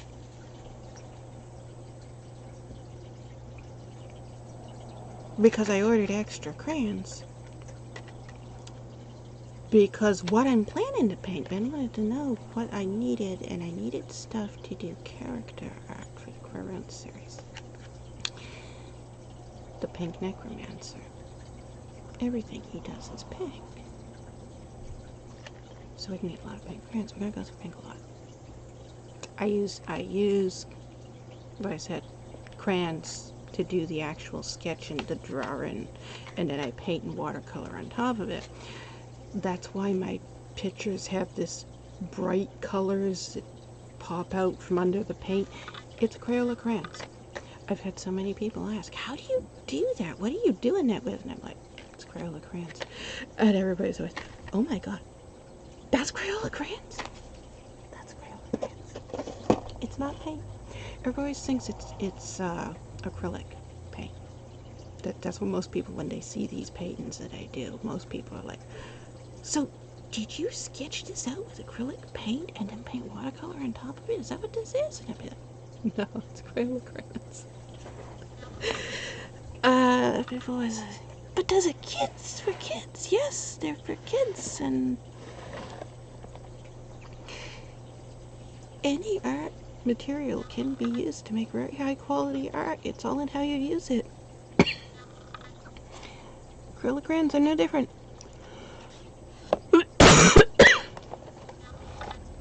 You can make good high quality art with children's crayons. My top selling painting, which has sold several thousand prints over the years, is the one titled Pink Flamingo 13. I did a series of pink flamingos. And I think it was in 2012 that I did it. I can't remember. It was a while ago. No, because it's an early one. It's been on Zazzle since 2004.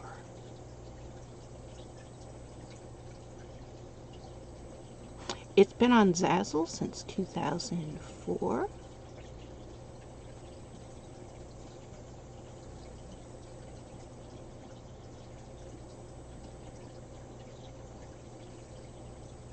So I must have painted it in 2002, not 2012. I don't know when I did it. Anyways, I did this entire series, and I painted it at the law office. Okay. Farrell and Dana. I painted it at the Farrell and Dana law office.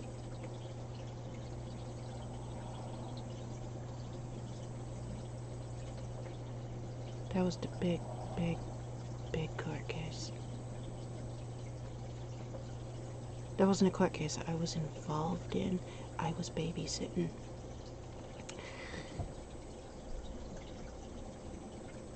She needed, the kids were witnesses and they were really small. They were like 5, 6 years old. I can't remember how old they were. And I was her babysitter. And they were it was a deposition thing that they were doing. And they didn't want to have the kids up on the witness stand in the court. So they did this deposition thing at the law office.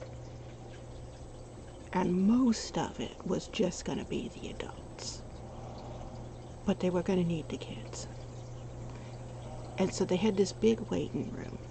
And I was their babysitter at the time. So I went with them. They had this big waiting room at the law office. And so I was teaching the kids how to draw. One of them's a professional artist today. I was teaching them how to draw. And they were like toddlers. They're 5, 6 years old. They were really small. I had brought my crayons with me.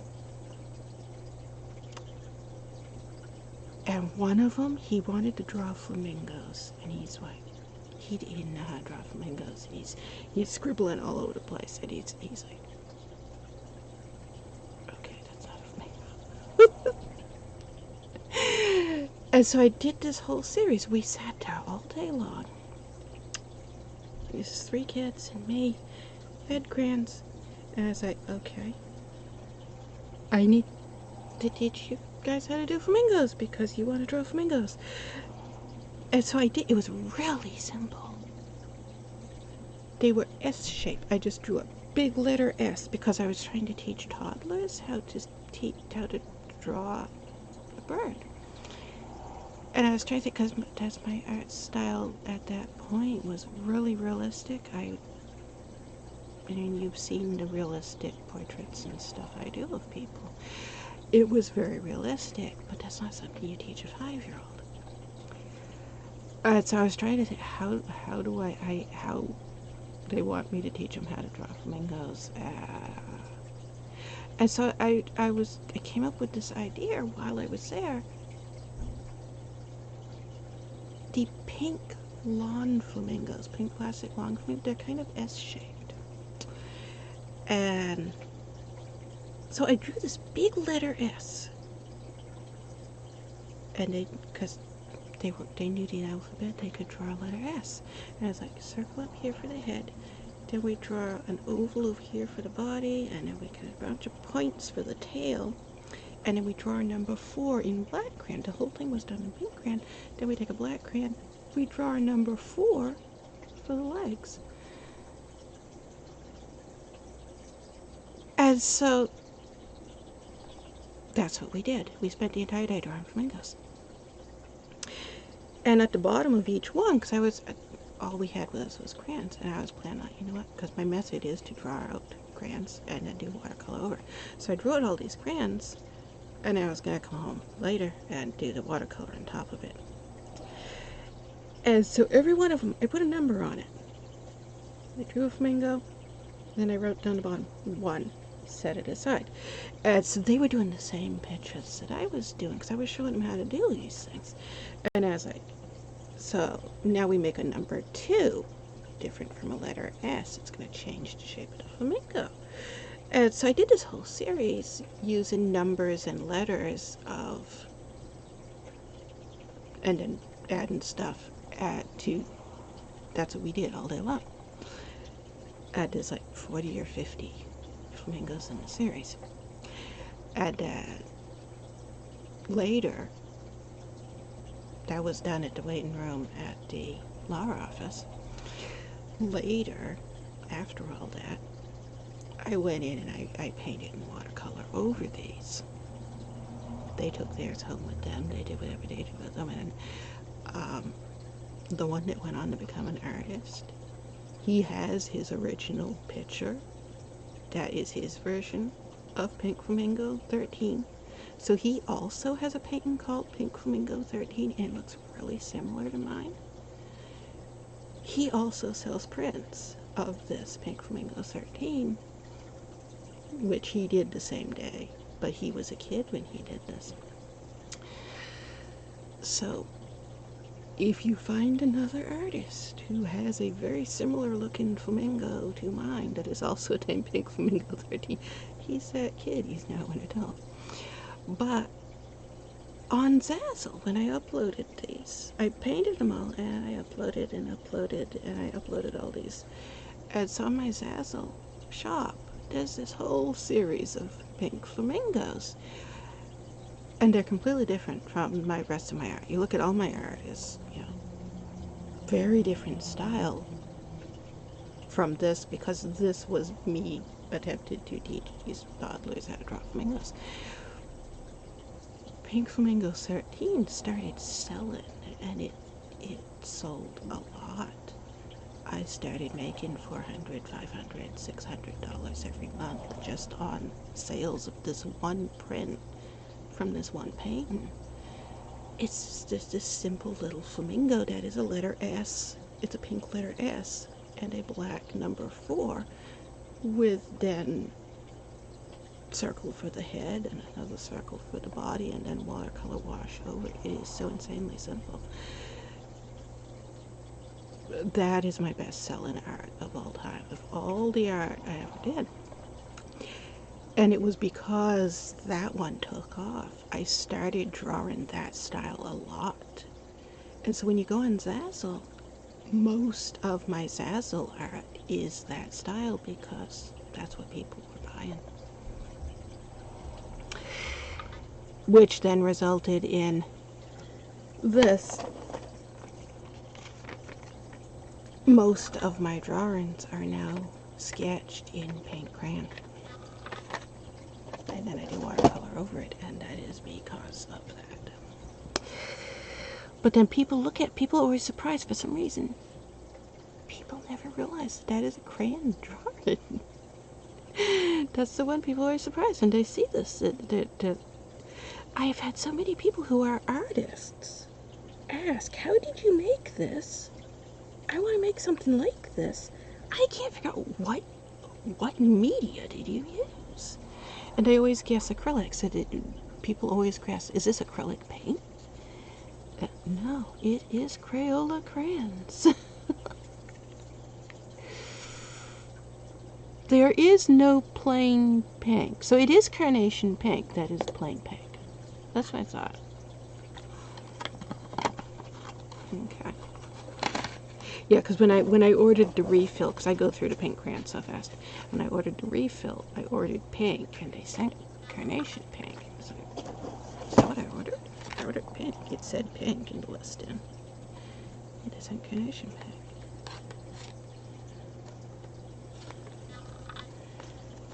Okay. And that's why for swatching, which is, like I said, it's going to take me a while to set this up because I have to set up a page for every single paint in this box. There are 48 paints in this box. I have to set up a page for each one, so what I'm doing right now, I have to set up 48 of these pages. As I said, I'm not going to swatch these today. There is not going to be time for swatching these today because what I'm doing right now, this is going to take all day. It may take into tomorrow. I may end up doing a part 2 to this stream. I don't have anything to do but sit here in bed all day, so I can do a 10 to 12 hour stream of doing nothing but this. We may very well do that. I have no clue how long it's going to take to do this. What did we just do? Pink. Where'd my chart go? I was reading off a chart. Here's my chart. Yeah, see. I did this. I drew this before the stream started. So that I'd be like, ah, can you see that is. Drew this before so I have. So that I don't have to try to do it from memory. I can go, ah, that's my chart. But also, this paper's 8 by 11. What is it? It's 8.5 by 11, ain't it? It's also its copy paper, so it's like thin oilskin paper. But this is 5 by 8. Is it? Is this the same width this way? Is that? Ah, it is. Same width this way as that way. You know what? If you fold this in half, is this, it is. It is. I never noticed that. Okay. That's probably something I should have done. So I said, I don't know the technical side of anything. I see these people who make videos and they go on and they'll start listing pigment number this and this mixed with pigment number that and that makes this color. Like, okay, I don't care. I can't remember numbers, so not interested.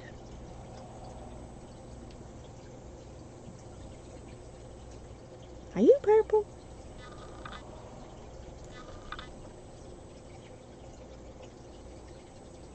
That's a silver.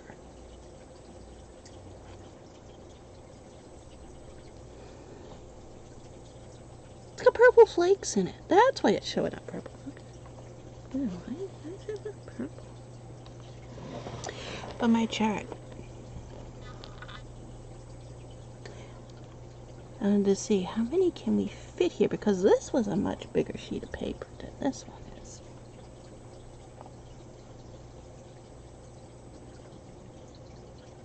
Peach, brown, gray, black, white, silver, and gold also. That's right. Okay.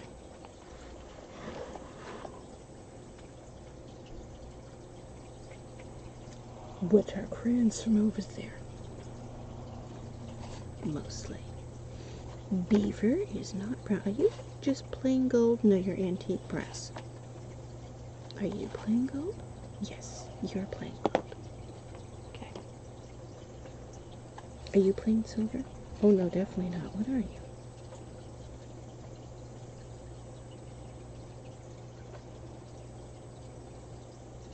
Pesto?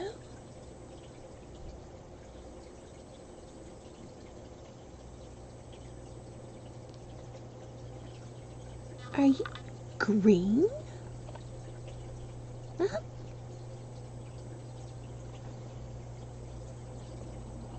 Yeah? Wow. I would not have guessed that was green. You belong in a green thing. I don't know. Space for you in green. I'll put you over here. Are you black? Wait a minute. Are you just plain black? No, you're just plain gray. You are not what I think when I think gray. Also, you're spelled with an A.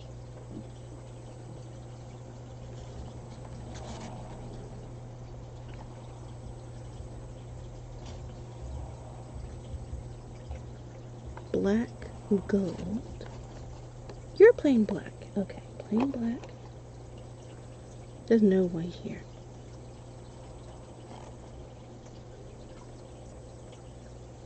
Iridescent indigo. Yeah, I can see you're blue.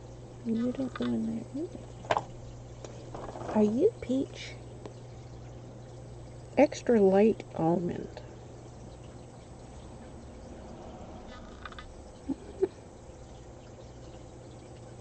There goes the spider.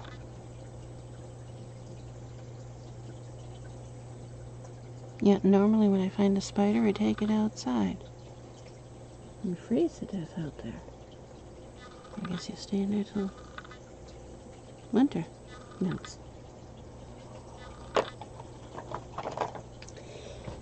Apricot. Oh no, no, not you. I'm not sure that peach is actually the one I want either, though, so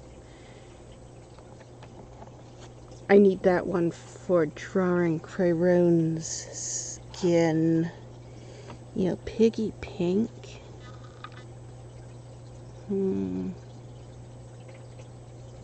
Piggy pink. Looks like Crayone's skin color. It's really close to my skin color. Wow, look at that. That is almost the exact same as my skin color. I could do a self-portrait with this. Also, reminds me of Lord of the Flies again. What's the difference between that and peach? Where's peach? Wait, is peach one of the banned colors? Did they ban peach?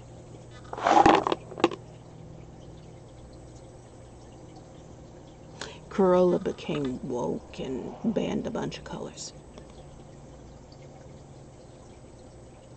Which, okay, but now the colors have new names and I don't know what they are. I used to have all the Corolla names memorized, and some of the colors are missing and there's other colors instead now because they were politically incorrect.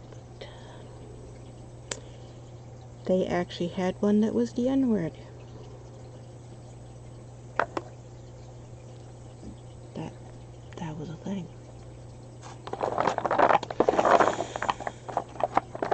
You look like peach. Very light golden. Yeah, is that peach? With a new name?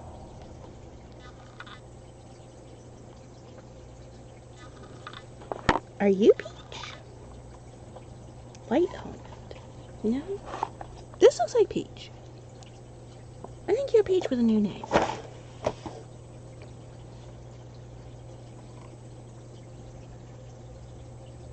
Yeah. Boy, am I pale. That's like one of the palest color crayons they make, and it's darker than I am. That's why I never understand these crazy people who show up and they local Ku Klux Klan shows up. You've seen them if you've seen any of the live streams they interrupted.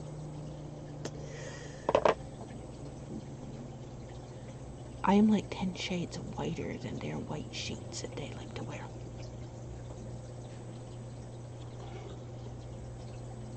Very light pale rose. You're too dark.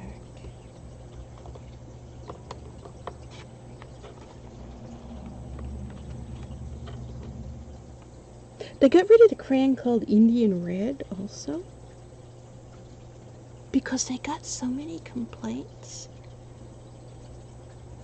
of Indian, Native American Indian, and the complaints weren't coming from them, they were coming from white people who were being woke. But they got so many complaints about Native Americans and red skin, and they changed the crayon Indian red. What's it called now? Is this it? Yes, this is it. It's called chestnut. I knew I'd recognize it. I just saw it sitting right there on the top. It's called chestnut now. But Indian red comes from, there's a type of clay in India, and it's literally made from, the pigment is literally made from this clay that's only found in India. Thus the name Indian red. Has nothing to do with Native American skin color. But they renamed it chestnut because it looks like chestnuts.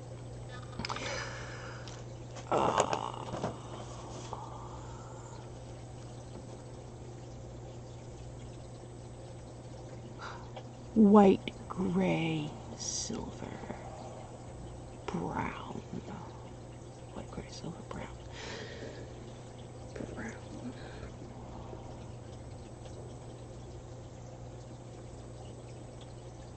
Wait, are you silver?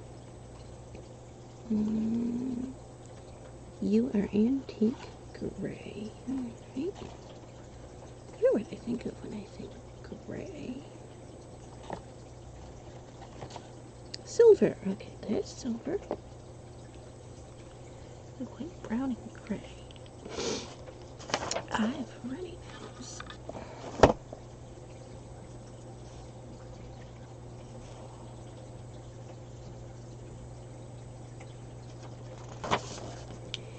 I'm going to assume you're in here since I didn't see you there.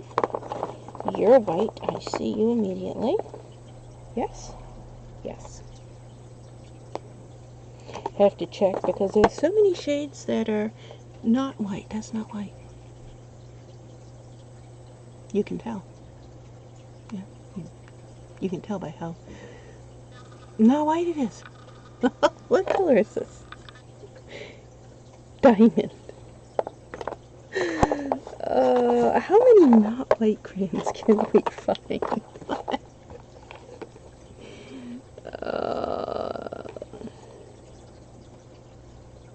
4th of July? Also not white? Yeah, not white. How are these different?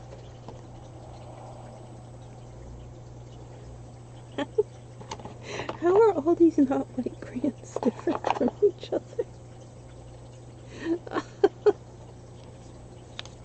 They all look white.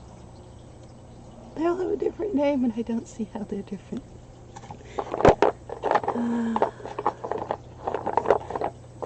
That's okay. We can use lots of white. It isn't white. Timberwolf. You're like the color I think of when I think gray. This is what I wanted. Brown we haven't found yet.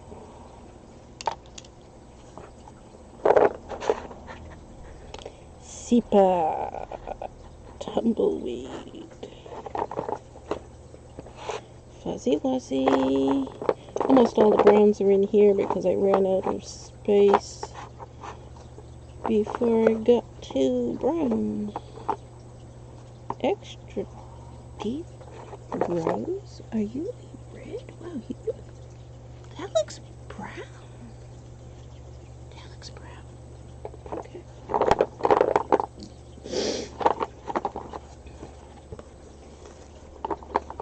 Brown. That's what I wanted. Just plain basic brown. Is that everything? Is that all the ones I was looking for? I don't know. Can't see a thing. I took the last side. I am legally blind. I can only see about 8 inches without my glasses. You know, Piggy Pink looks like peach. And I couldn't find a peach. I think peach has been renamed Piggy Pink. Also, are these crayons skinnier than Crayola crayons used to be? I have a case of Crayola crayons. I need to look. These look skinnier.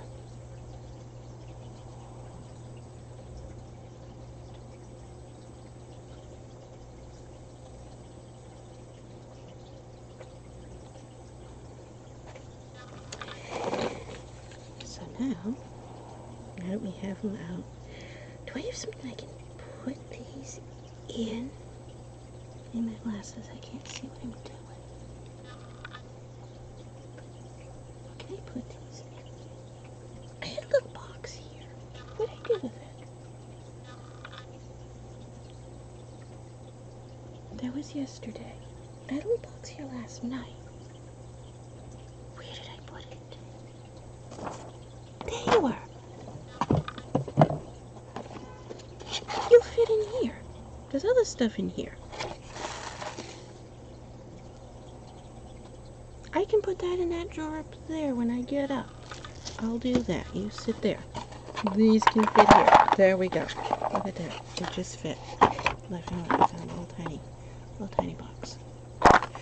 This is the box for the webcam. When the extra webcam's not in use, I keep it in its box. But right now it's in use.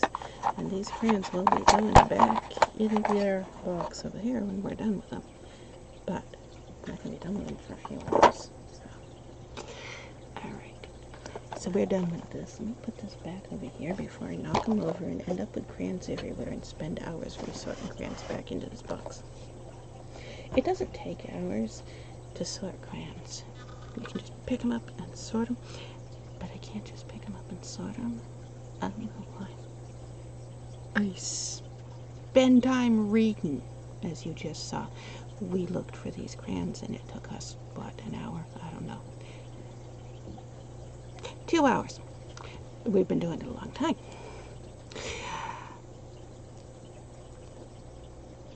You saw. I can't just sort crayons. I have to spend time. With, so. Thing is, I need to make sure they all fit here.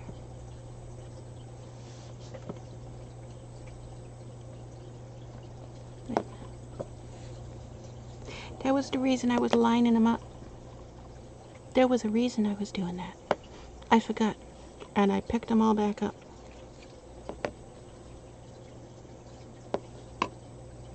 I actually had a reason for what I was doing and I forgot. It took me so long to find them that I forget what I was doing with them.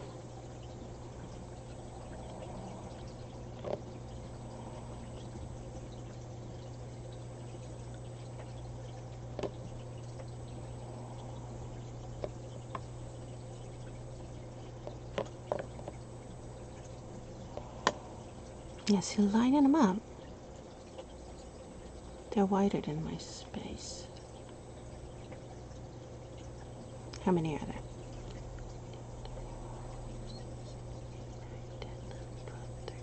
14.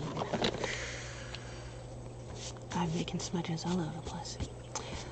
That's fine. I need 14. How many? Wait, how many of these are there?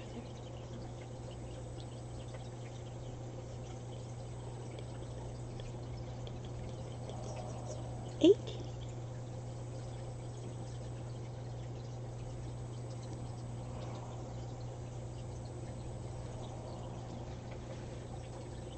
We need 14 plus 2 because I have 2 knot crayons. I made this too big, right? Yes?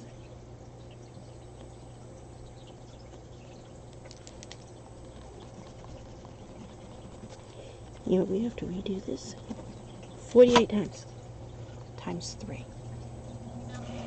48 times because 48 paints.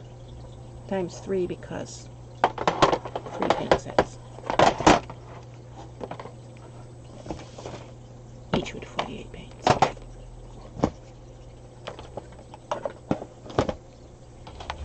And I have to make one of these pages for each color.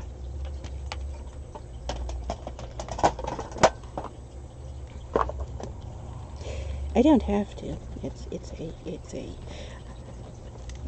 my OCD kind of syndrome compels me to do these things. For some reason, I don't know why, I can't draw with a new set of paints until after I have swatched them and seen what they do on the paper. And I have to do it on the paper that I plan to use, and this is the paper I plan to use. We were going to talk about that, and I never did do that, did I? I started to several times. Going to be making, because there's been several requests for it, the Crayon character art in the style of Pink Flamingo 13. That's why I was talking about Pink Flamingo 13. We went off on a tangent. Never got back to where we were talking about. So the art that you're seeing going by right there. Fans of Crayon, there he is. That's him. That's Crayon right there. People who are fans of the Crayon books and the Crayon art, which you're seeing going by, those are art that I have already made, wanted me to redo Crayon art in this style. Also, those are very small. Those things that are going by, those are 3D printed models. I can show you how big they are because they're right here behind me.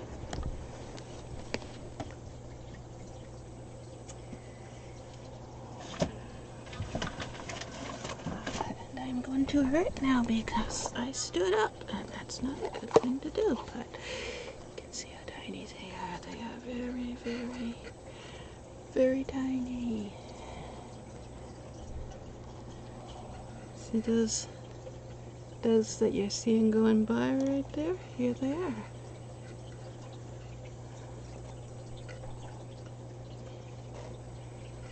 So as you can see, very, very tiny. But also, these are 3D models.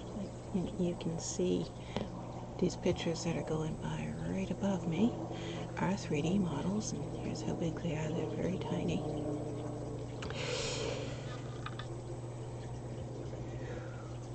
But these are one of a kind. Here's that one right there going by, which you can see it broke. He is supposed to be holding a candy cane and it broke. But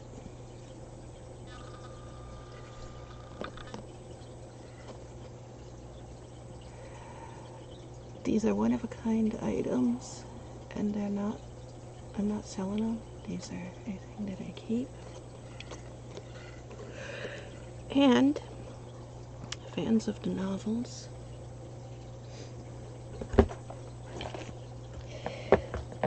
were requesting his novels. There's the book. See how big it is? There's Boom Fuzzy right there. Title character for this book, which, here it goes. You can see how big it is. There's a screaming unicorn. So, those are both novels.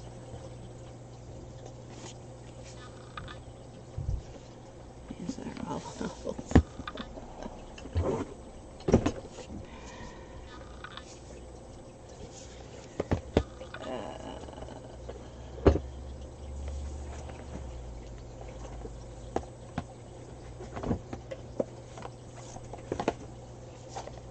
The novellas and short stories are a lot smaller.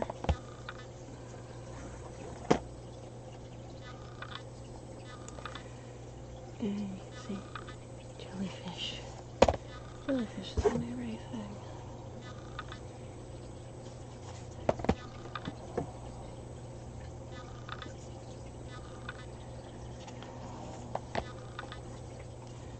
But those characters, this one does not buy.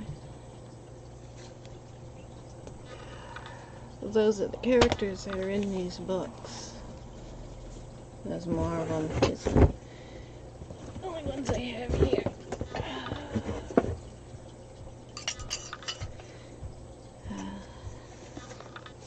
If you didn't know, I'm an author, obviously.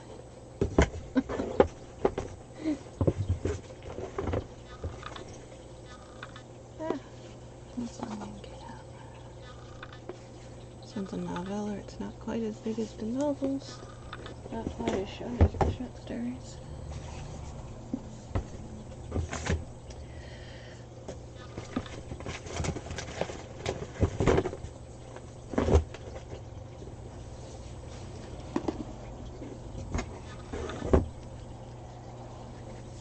So this one sold over 1 million copies. This is it. If you ever want the unicorn, the candy cane scene, it's in this one.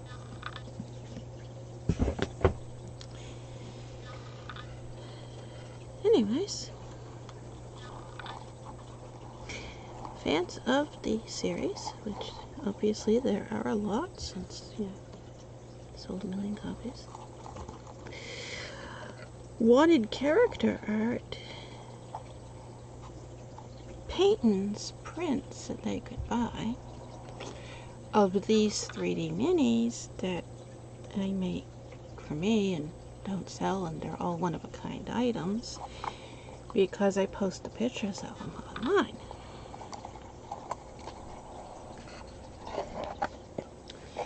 So they know them, and they're like, I want that. And you can't have it. They're one of a kind. I'm going to make them more of them. I'm not selling them. And so the question of, well, can you paint them so I can buy a print?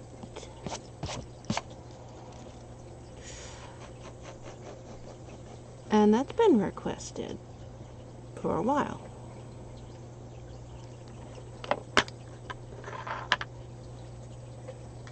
We also want the micron pens. That's why the micron pens is here. We need to save one for on top of the paint, so we go over and do one for under the paint.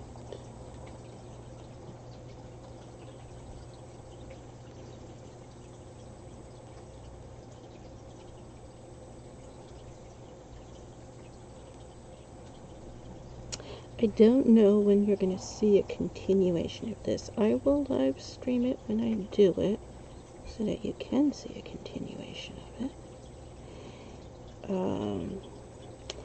But eventually,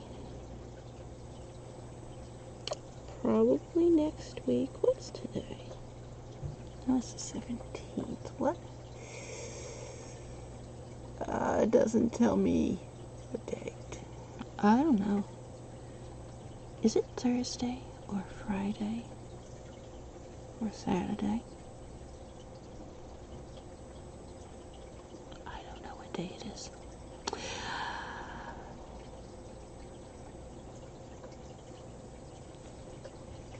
I'm going to make a different swatch book for each of these 3 paint sets.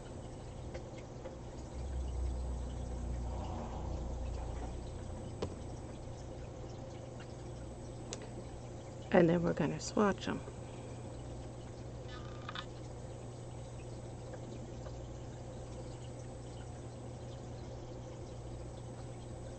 I don't know how long is it going to take me to do that, because we are 2 hours and 44 minutes in, and I'm only just getting started on page 1, y'all. So it may take several days to make the swatch books before we get around to actually swatching them. But I have different methods that I use when I'm doing the painting, and before I actually work on the paint, I need to test out each paint to see how they react and how they mix and how they glaze and all that stuff. Thus this, before I can get started on actually doing the actual swatches.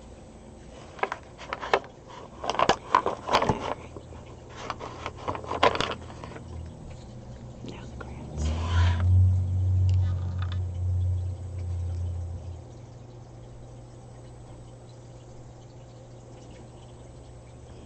But we also need to see how these paint react to crayons, because that will affect what we do. 1,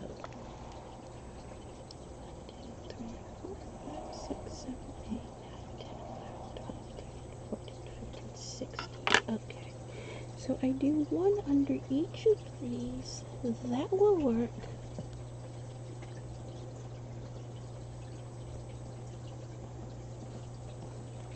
How the paints react to the crayons affects how I do the actual art itself. And so that all has to be tested. Different paints react differently to different crayons. Crayola is the best crayon to use for what I do. If you wanted a higher wax content, Rosette would be a better one. But the method I use, Crayola is the better brand. You can also do this method that I use with, like I did for Pink Flamingo 13. You can also use chalk pastels, sidewalk chalk, or oil pastels to do the same thing. But the paint will behave differently for each one.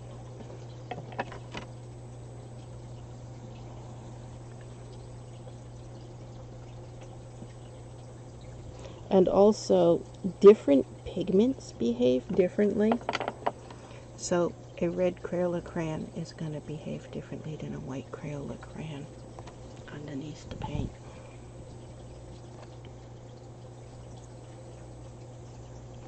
And I'm kind of going whoop on the bottom here, so it's spacing out too much,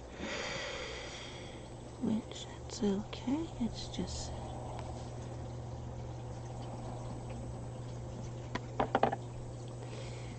gonna make it a little bit squished up to the micron.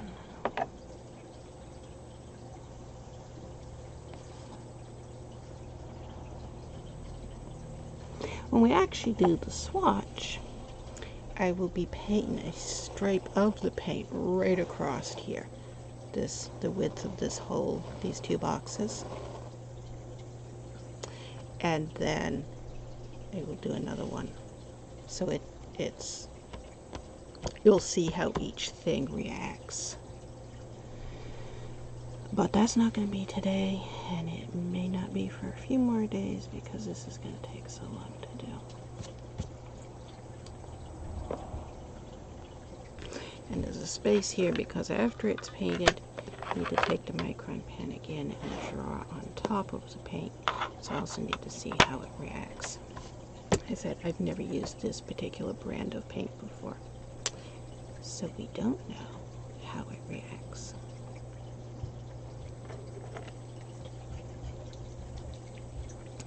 And this particular pencil smudges a lot. Just one of the reasons I like this pencil for drawing.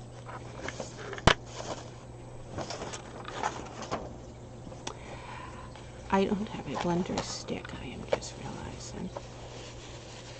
That is something that I normally would have, but I ain't got.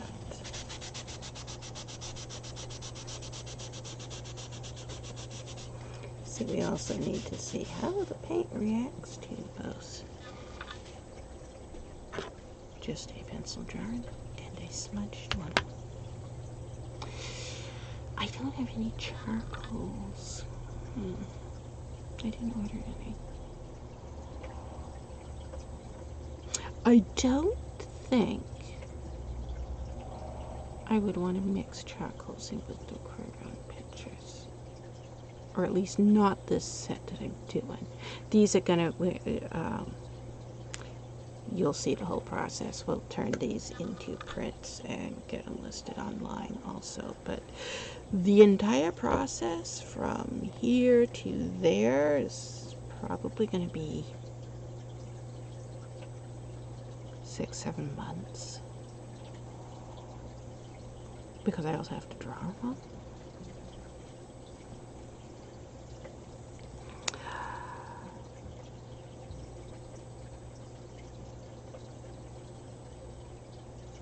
It's 4 down, 12 across, right? You know what? I needed a ruler. Where? I was using a tape measure. Where did I put it?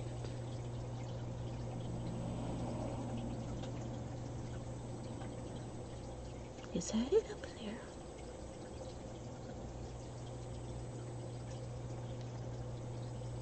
Mm-hmm. No? I can't tell. I don't think so. It's too far away. I can't see it. That's it over there, isn't it?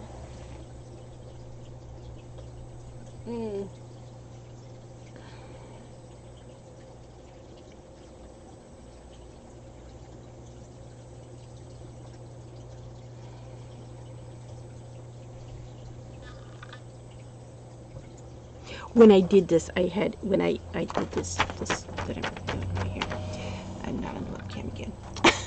When I did this, I had a tape measure here, and I measured it. I don't have it now. It's over there somewhere. I see a candy cane left over from Christmas. That's right. I forgot those were there.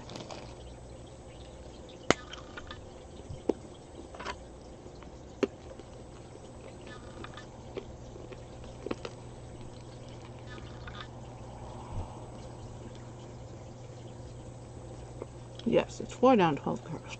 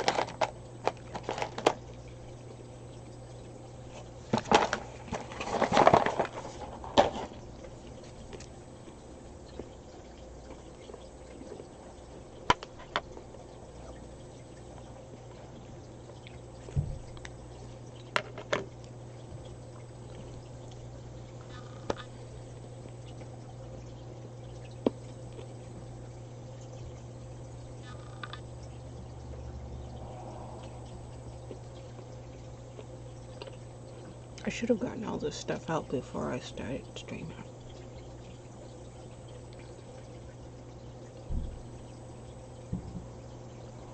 I'm just noticed I don't have everything out.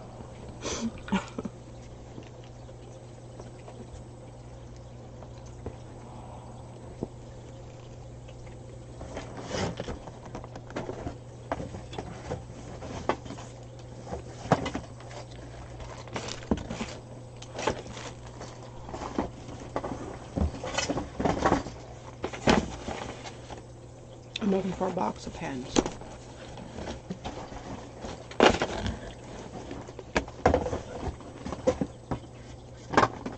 Which I thought was right here.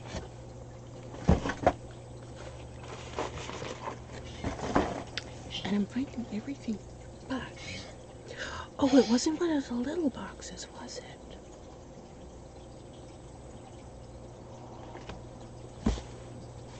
Obviously, all this stuff just came from Amazon.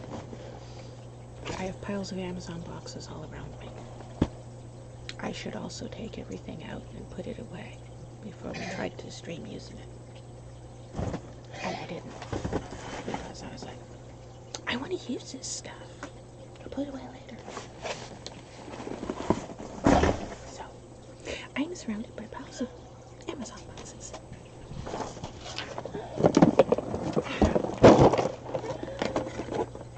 There it is.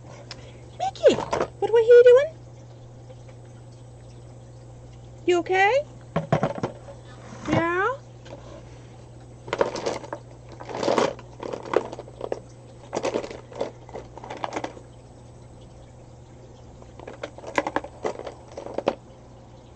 You know what? These are my really old ones.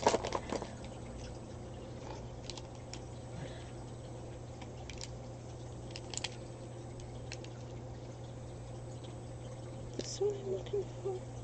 Yes, that's the one I'm looking for.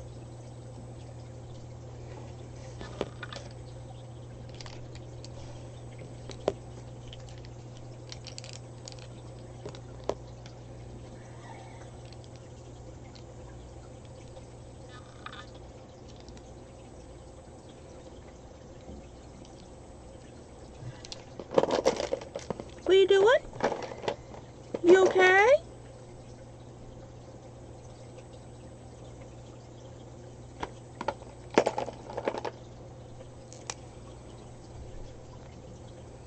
This is old. I need to get a new one.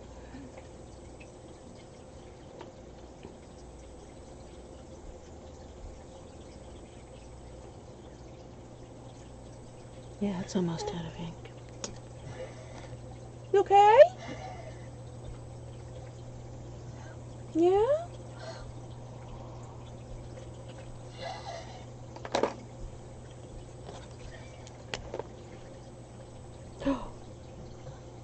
You're not the one I thought you were. Brush tip one. I wasn't expecting a brush tip. Alright. This one is almost 20 years old. I need to buy a new set. But you're not the one I wanted. Okay. So I'm going to put these aside. They're only going to be on this one.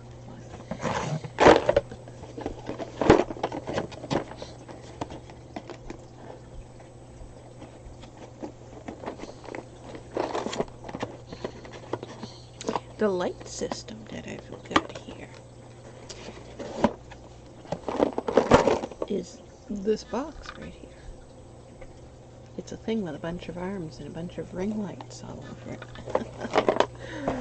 That's how I can have one aimed kind of at me, but not in my face, and then have aimed down on my paper. Yeah, Bun? Yeah?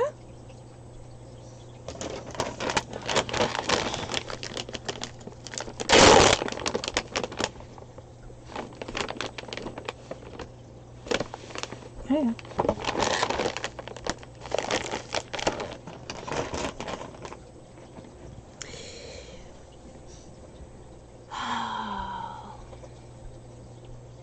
I need that, I think. Do I need it? I need to get up to know how to get it. It's in the side room.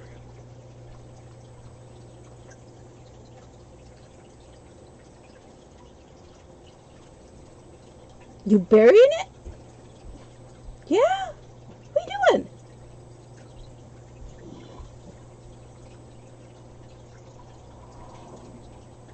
Mickey! Hey! What are you doing? Yeah? What are you doing? Come here. Can you come over here? Yeah? Up here. Up on the bed. He's scared of beds. He's a very old dog and we got him at the shelter. I have never seen a dog that was scared of beds. Apparently, he was never allowed in bed. Mickey, come here. Yeah, come here. Come up here. You're heavy. Oh, there he is. Yeah?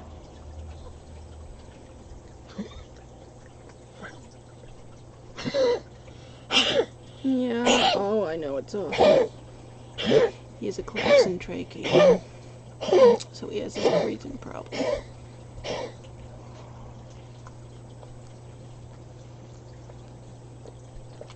You good boy? Yeah?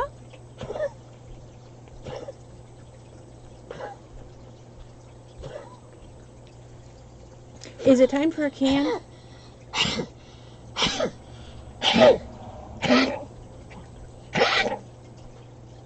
Yeah, I gave you a can before I started to strain.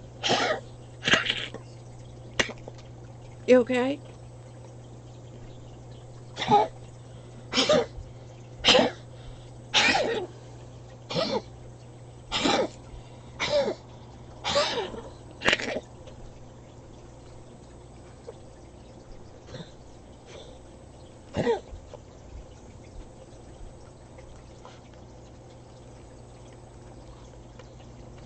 If the cough gets bad, he has to take fentanyl for it.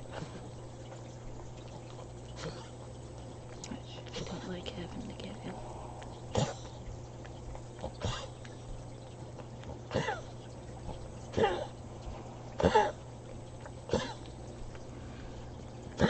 Yeah.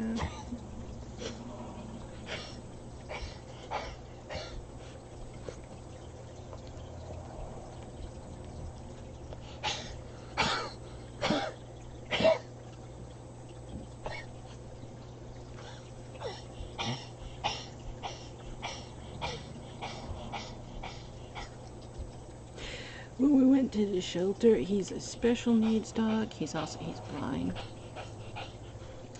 He's a special needs dog. He has to have all kinds of medicines.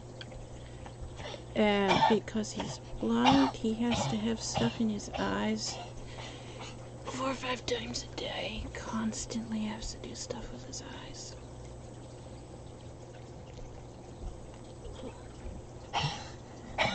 You ready to get down? Alright.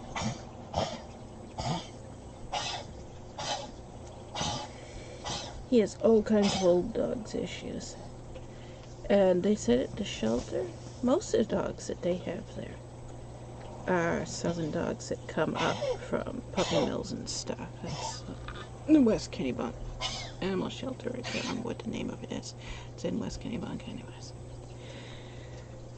He wasn't one of those. They said people left him. He was left at the shelter with a note that said he was a surrender. You got your bone? Okay. He says he wants his bone now. That bone that I just gave him, he decided he's gonna chew on it. Yeah? Okay. He was left at the shelter with a note saying that he was an old dog with too many medical problems and they didn't want to deal with it. And he has a microchip. So the shelter was able to scan the microchip, find out who he belonged to. They got all his birth records so they know how old he is and stuff. And they found his original vet, and they were able to get in touch with the original vet. And so my vet, they were able to scan him for his microchip. They were able to get all his old medical records from years. So they were able to find out all the stuff that's wrong with him, which we didn't know what was wrong with him when we got him. We were just told that we know where his vet is, and if you decide to take him, your vet can contact their vet and they can find out what's wrong with him. So when we got him, all we knew was he has old dog problems and requires a lot of medicine. Is considered a special needs dog. So, we had no clue when we got him what that list of stuff was going to be. He had a lot more problems than we were expecting, but that's okay. But he has to have lots of medicine every day. He's got all kinds of prescriptions and pills, and he has to have creams for his eyes, and he has to have ointments for his eyes. And he's got allergies. We didn't know that. That wasn't something his vet knew. Also, he has seizures. That's something, if you've watched my YouTube live streams, you've seen. He's had a few seizures while we were streaming, and I had to go get him because he passes out. Then he needs CPR.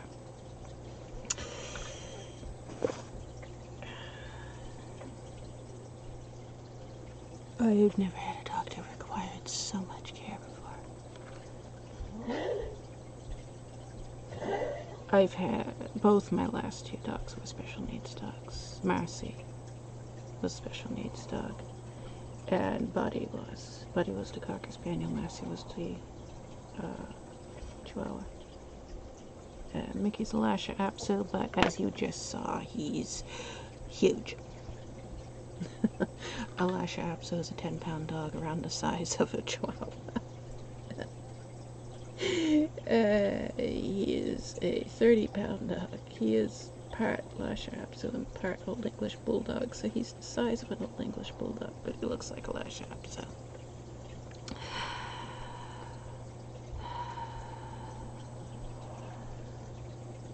Let's try to do it without the roof. See if I can. Because it's over there in the bookshelf on the inside room. 4 down, 12 across.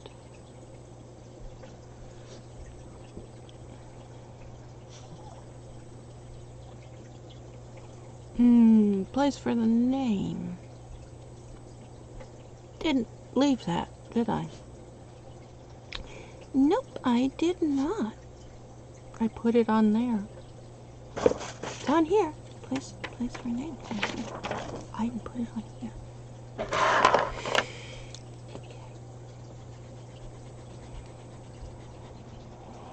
Another advantage of doing things in pencil, you can erase mistakes. That's better. There we go.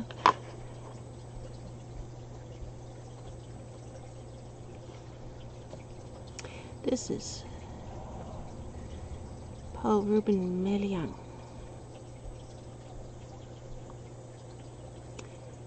4 down, 12 across.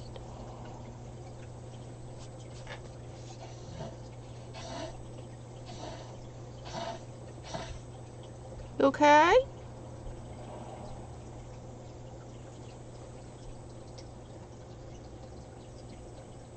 You sitting on your heat pad? Yeah?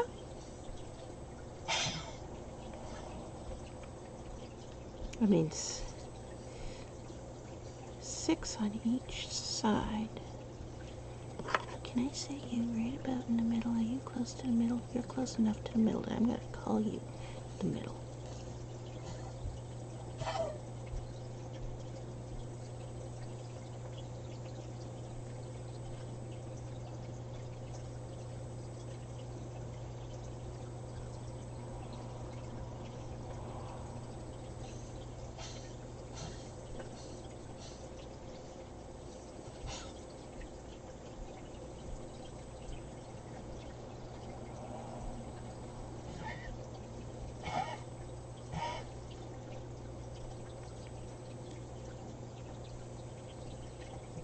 And then 4.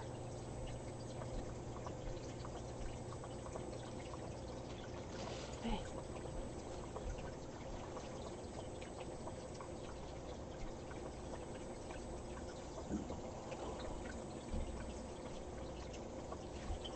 Do like that.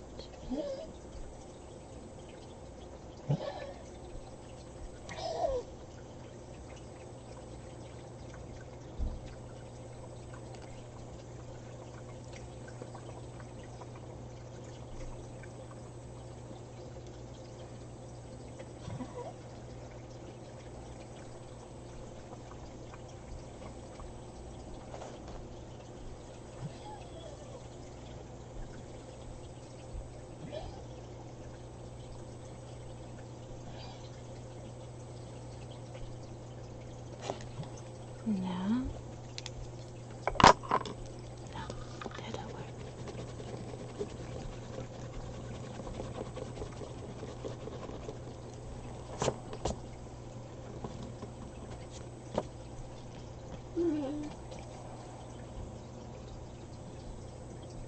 But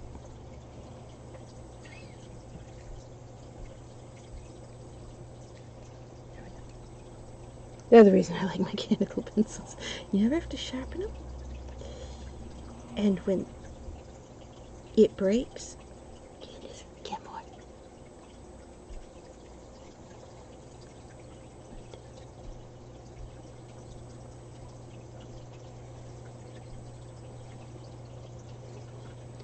One, two, three, four, five, six. But then there's too big of a space in between here.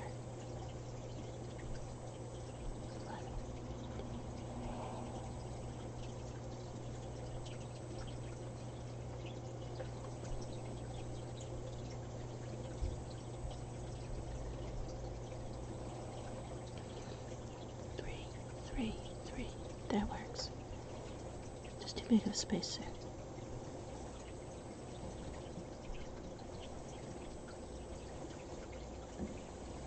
It doesn't matter if these are even because of what I'm going to use them for, which is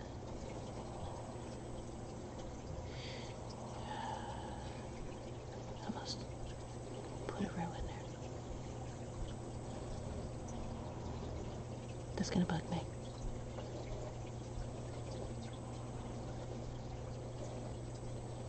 Also, Markiplier was on a Super Bowl ad. That's going to bug me. I get it.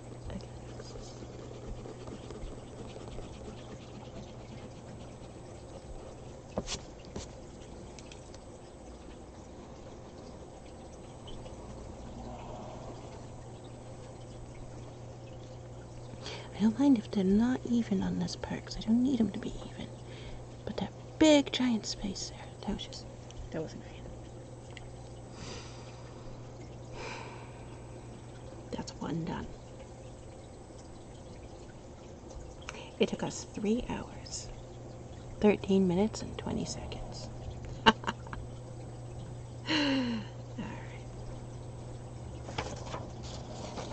Well, we did do other stuff, so.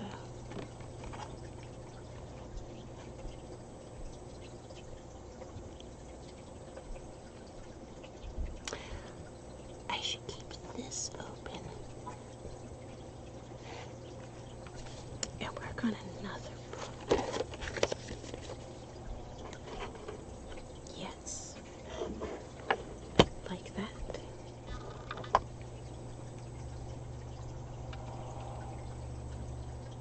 Because that I made this to go by, but the paper is too big and it was confusing me.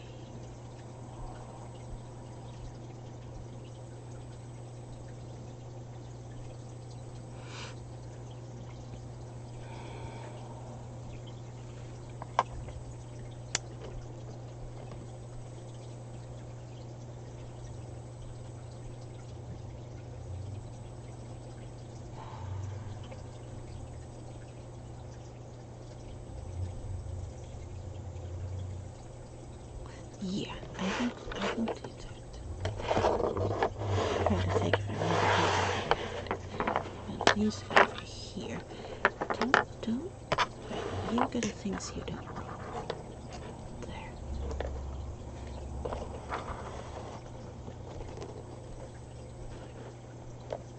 Is that even still on the screen? No. Alright.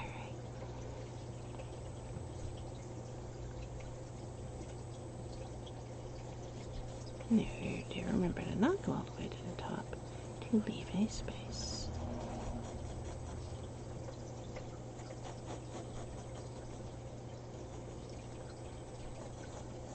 I saw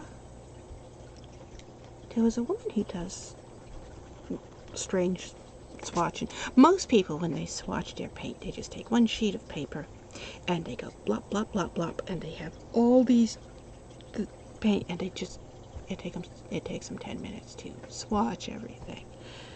And I watch those and I'm like, doesn't tell me anything. Those crayons are not organized.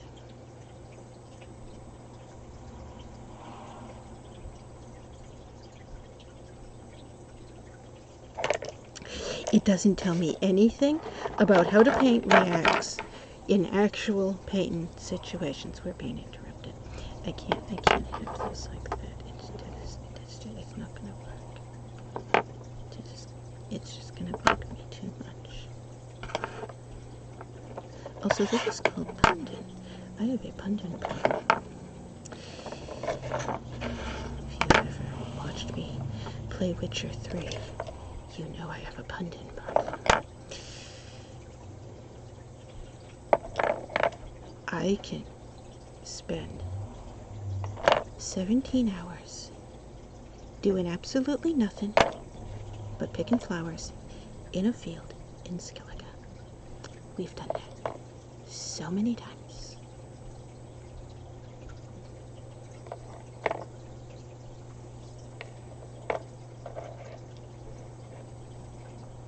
There we go. Much better.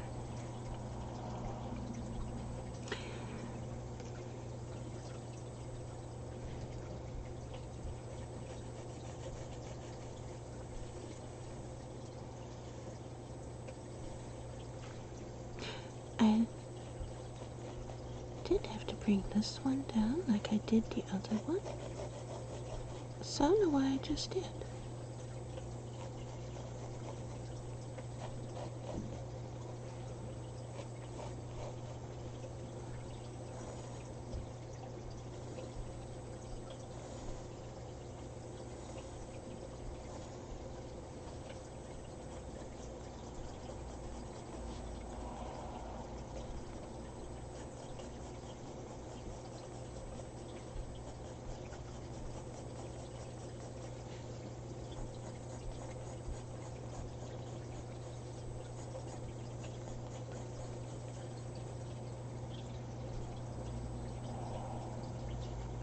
Did 2, 3. Just remember, we did 2 or 3 hatches there. Yeah, this has to be counted. 4 down, 12 across.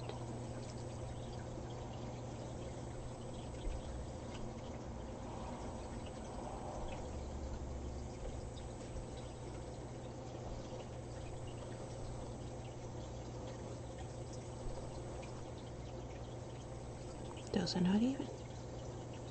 Okay.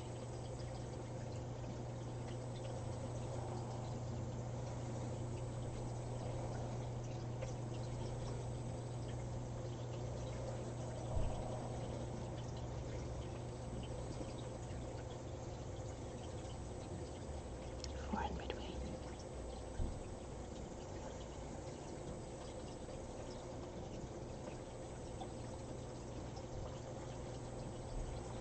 Yes? Yes.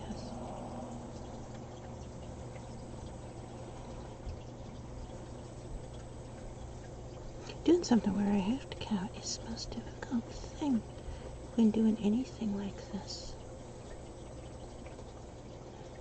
I have such a hard time with counting. I don't know why.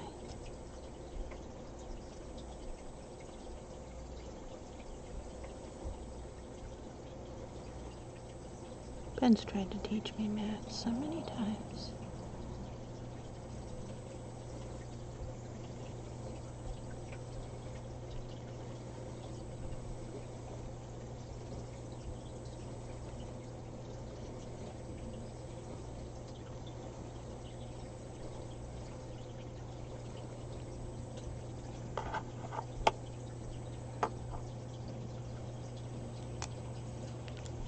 I need pencil one more time.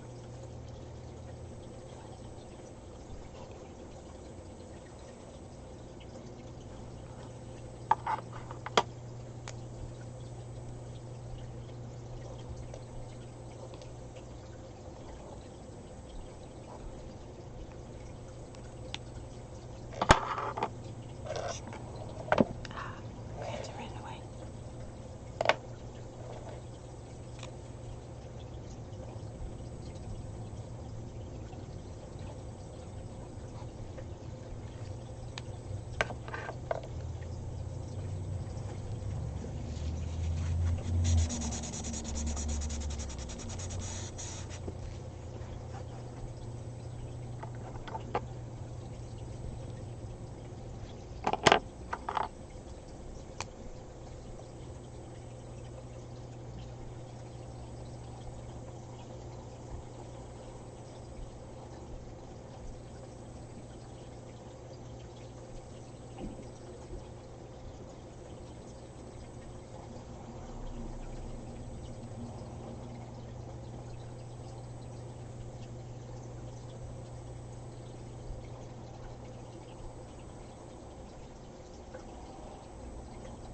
Yeah, I've never used this brand paper before.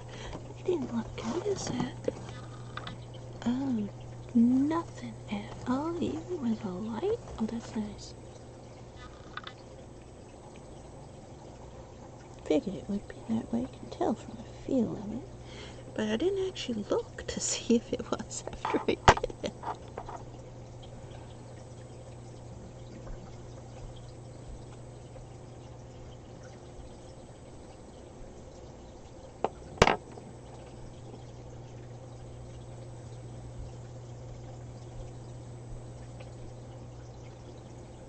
Now, what happens if I do this wrong and we run out of space? Guess we just have to. No, don't do that. We have to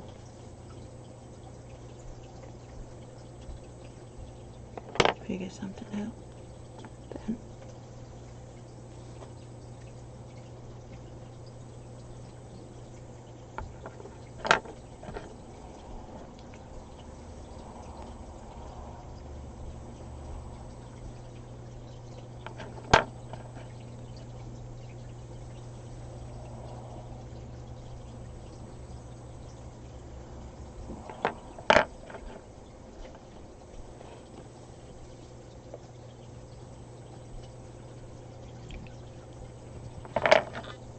Also, it's going to take 3 entire packages of paper to do this.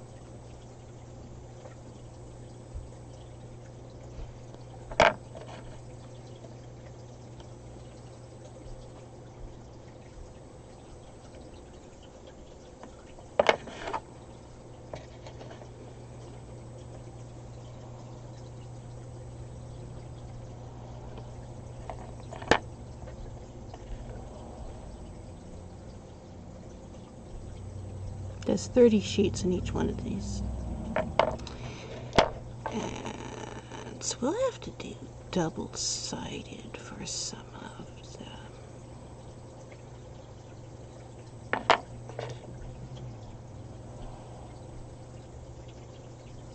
You know, there ain't that much difference between those two colors. Let's get a different.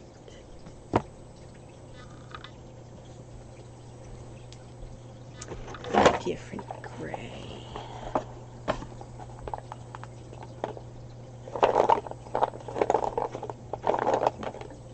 Here's that one that I said didn't look like gray. The one that's actually called gray.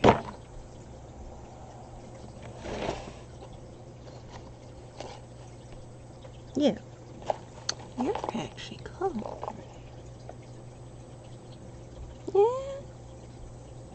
Yeah, darker. Alright, we'll use you instead. I need to see when we paint over these how well they show through the paint. So I need to see different shades. So I don't need to do it over all 380 different colored crayons here. Don't need to do it over all 380 of them. It's been a few years since I bought a big box. I didn't realize they were up to 380 now. Last time I bought a big box, it was 120 crayons.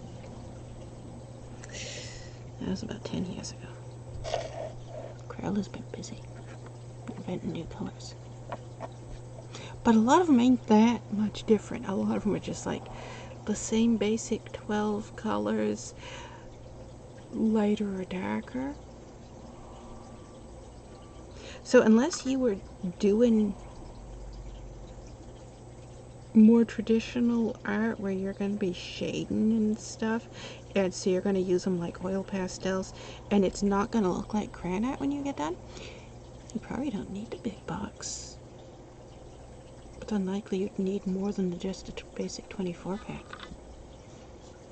I don't use crayons that way, so I need all the colors because of how I do it.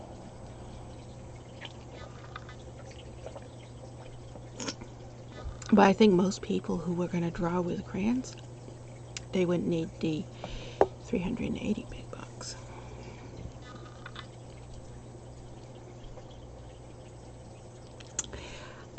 remember why you kept the paint box out. Took us so long to get to this point. We had the paint box out for a reason. I need the names off the paint.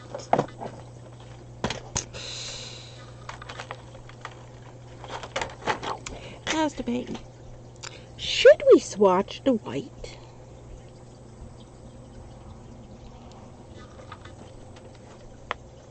Is that a thing? I shouldn't have put it back in. How to get it out? I used a pencil, right? I used a pencil and I stuck a hole in it. That's how I get it out. I need it out again.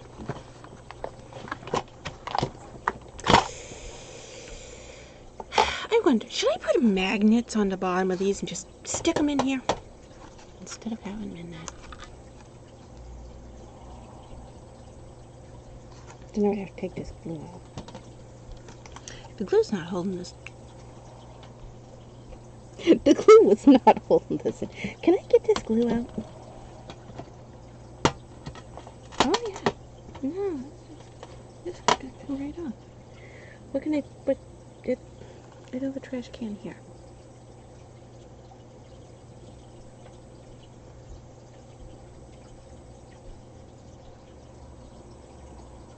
Where's my magnets? I have magnets here. I just had them just a couple of minutes ago.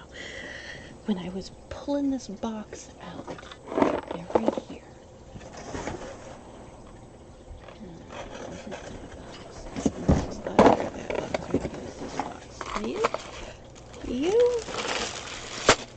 You are not magnets. You are the half pans. I have spare half pans because once all the supplies are here, we're going to be making paint. That's not today.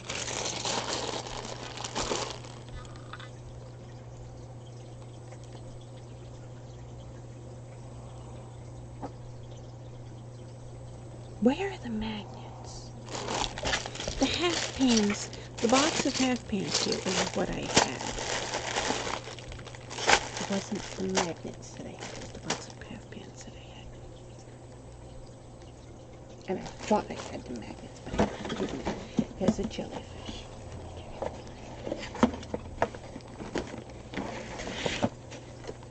What are you? You're paintbrushes. You're more paintbrushes. I don't need you today.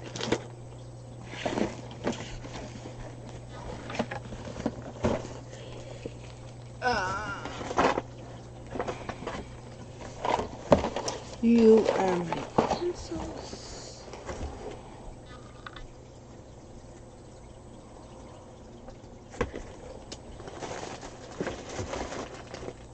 You're coming right up to you today. You are magnets. You're not the magnets I was looking for. You work. My question is, where's the magnets I was looking for?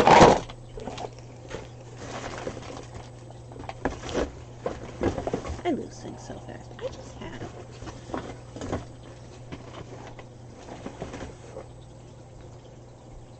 Wait, is that this box over here? What's this box? Nope. There's nothing in this box.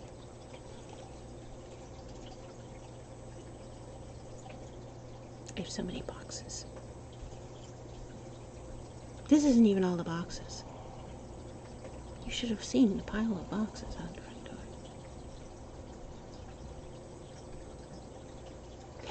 Most of the stuff in the boxes was these plastic bags that were full of air to keep things from bouncing around. They could have put everything in 2 smaller boxes. They didn't have to send whole boxes that they sent. 2 bigger boxes, not smaller. This is completely.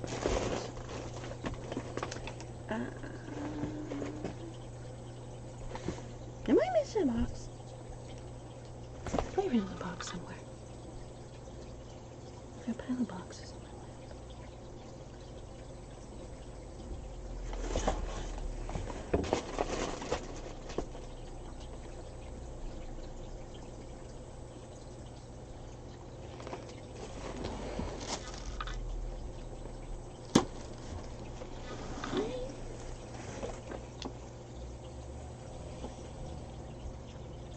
Are you missing an entire? It's over there. Wait. I remember. I knew I just saw it. There's any books.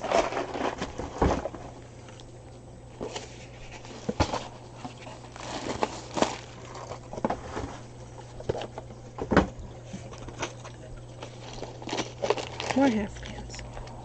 I have so many half pans. Empty half pans. Empty half pans. That's these little cans that go in here. Like I said, we're going to be making paint. Just not all the materials here yet. It's over there. Wait a minute. Put jellyfish back. Jellyfish is heavy. He's knocking stuff over. Put the jellyfish up to there.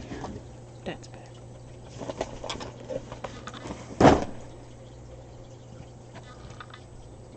That's it. And use it as another box. Oh.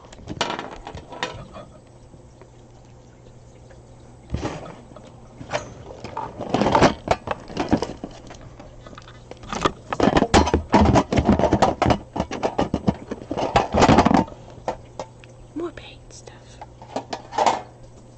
Here's the magnets. These are empty paint tins, which all those empty half pans I just showed you, those are going to be going in here when we make paint, so that we have paint in things.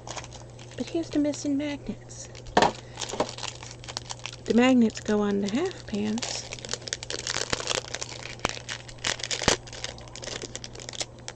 The magnets go on the half pans so we can stick the half pans in the metal boxes.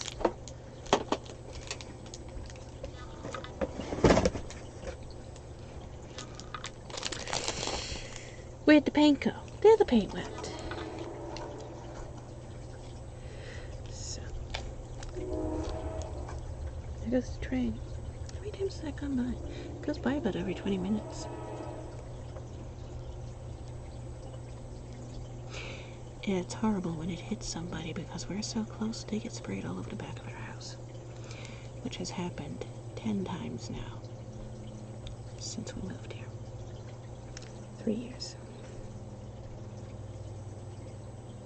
If I put magnets on here, it's going to cover up the name.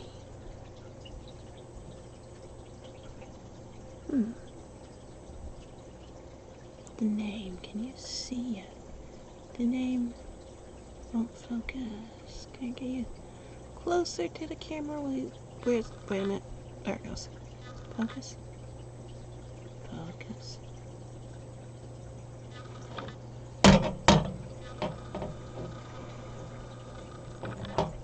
Focus. Refusing to focus. Let me sit it. It's trying to focus on my hand, I think, right?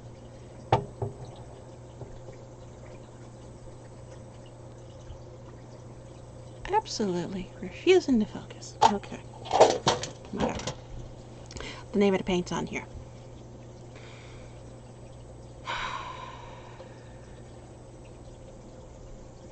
See, if we put it on magnet on the thing, we would want to put it on the bottom, in between the plastic, so we can still see the label.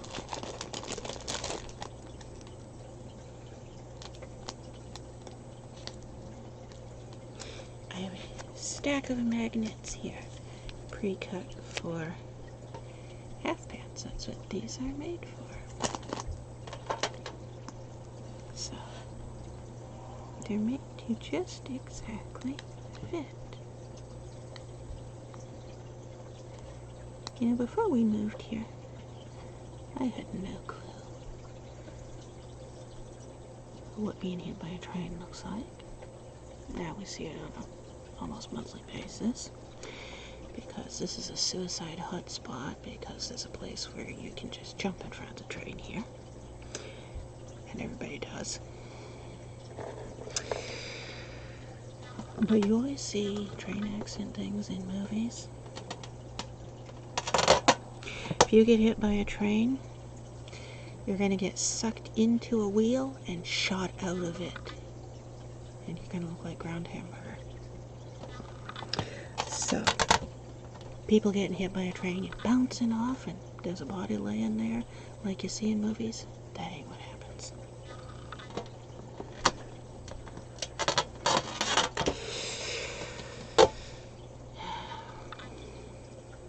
Fire department has to come in and hose off the back of the building every time it happens too.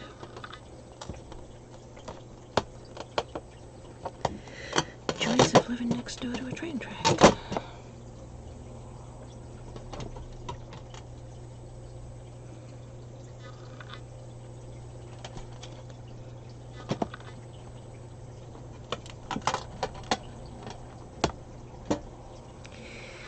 So we have all the paint, glue,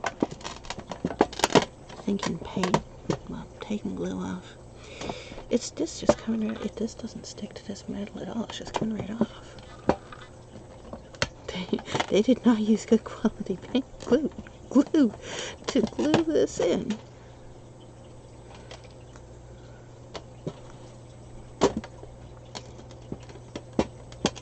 The other thing, there's a train track on both sides of us. There's a train track right there, and there's a train track right there. The Amtrak and the freight use that one. The nuclear waste uses that one. So,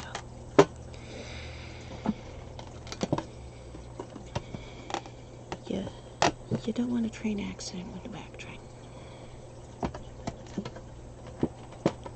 A lot of people won't live anywhere near where that train goes because that is a nuclear waste transport train.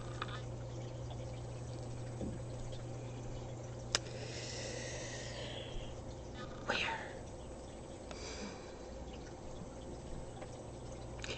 I just went and got all those boxes out so I could put this in that. And I put it away. I'm gonna put it in this box. So I took everything out of this box. This box is empty. Trash can's over there by the door. I can't reach it from here. It's like 8 feet away from me.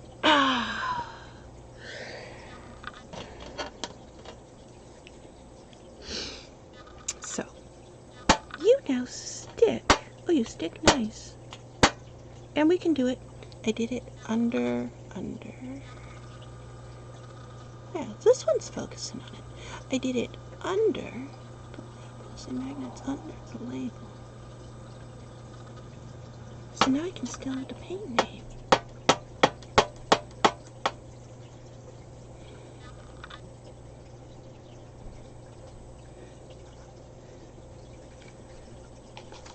Does it fit? Wait, does it fit back in here? It fits back in here.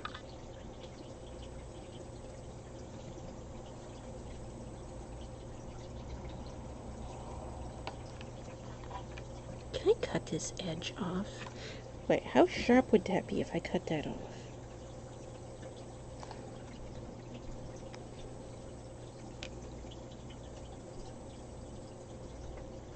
With scissors. I want to cut this off. How sharp is that? No, that's fine. Paint is falling out. Get back in there. I keep pulling it up out of the box, and it's annoying me that it is so tight that it doesn't come out easily. Which, that's a good thing. You normally wouldn't want it to come out.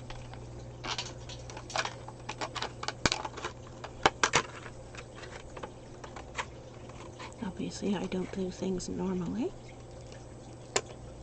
You're not supposed to keep taking your paints out of the pan like this. There! Much better. Now I can just lift it right up out. There.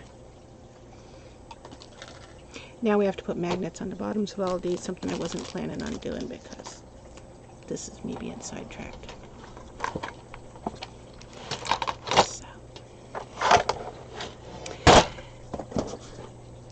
I have to write all the color names on here.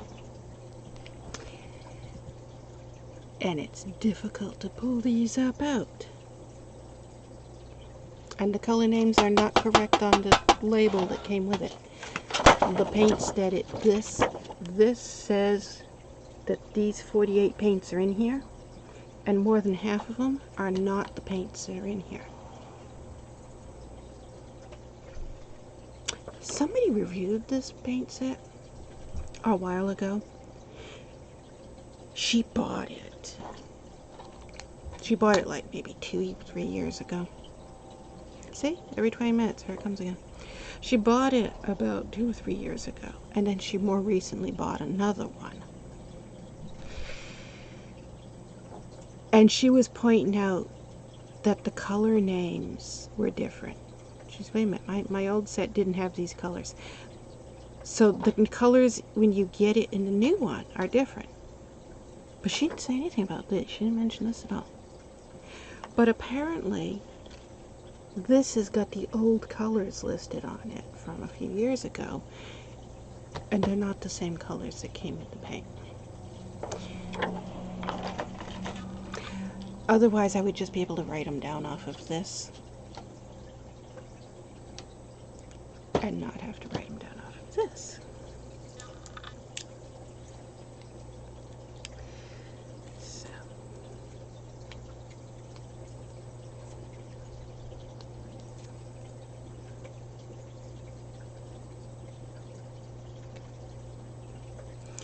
And this, do it in front of the camera so you can actually see it.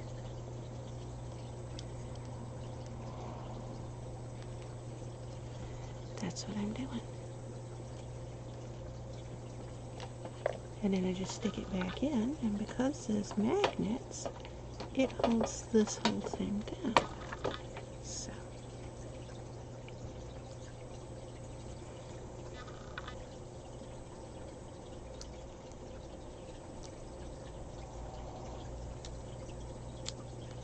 Are there 2 trains at the same time? When you hear that, I don't know if you just heard it because that's coming up from Purple Mill, which is quite a distance away.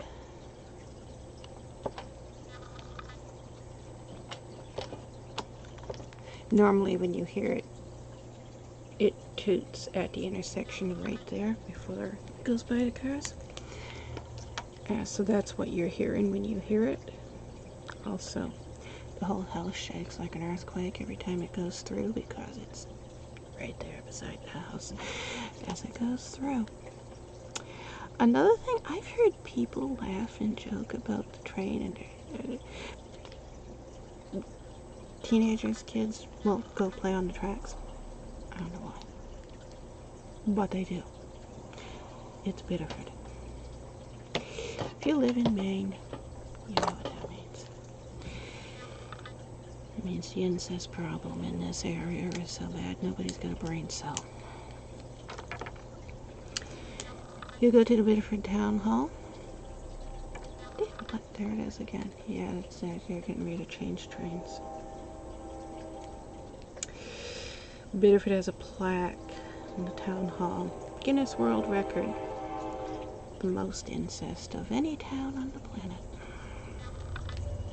They're quite proud of it.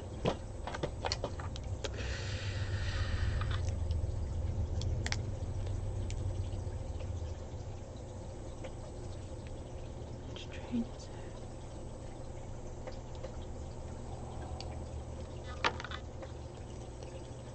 it? Anyways. Children, teenagers, adults, they're always out there playing on the tracks. And the police are constantly stopping and telling people, get off the tracks. And they're like, oh no, I can get away if I see a train coming, I can hear it. No, you can't.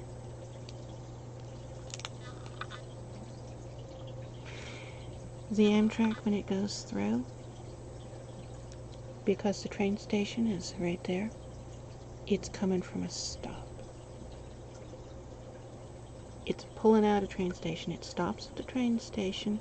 It takes approximately 15 miles from the train hitting the brakes until the train actually stopping. They hit the brakes when they're in Allergid. They stop when they get here at the train station. The train station, which is right there, about 700 feet away. When it leaves the train station, it is exactly 18 seconds from leaving the train station to go and buy our house right here. And by the time it gets to our house, less than 20 seconds from starting from a dead stop, it's going 120 miles an hour. And it's going a hell of a lot faster once it gets out on the main road of the train. So no, people who have an average run-in speed of between 10 to 12 miles an hour can't outrun something that is doing 120 miles an hour less than 20 seconds after it comes from a standstill.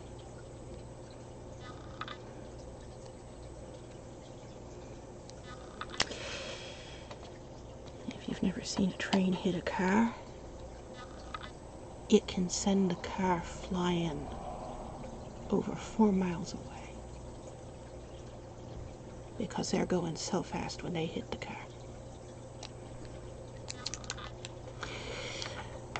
That is a silver bullet train that comes through here. It's the Amtrak.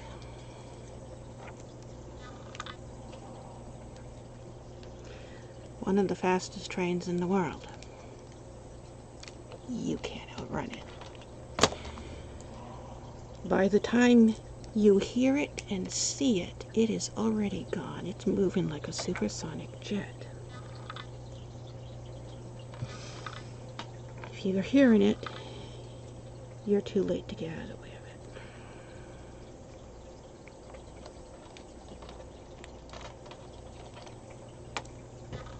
it. And 10 people being killed here since we moved here in 2019. That's just the ones that died. 15 cars have been hit. And there is right now a torso with a head in the hospital. They're still alive without any arms and legs. That's what a train does to you when it hits you.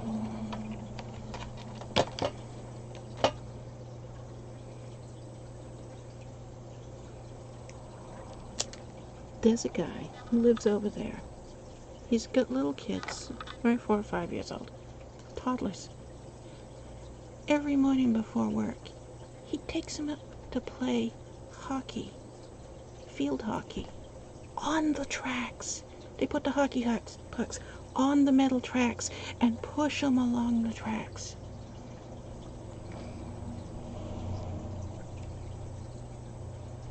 Idiots.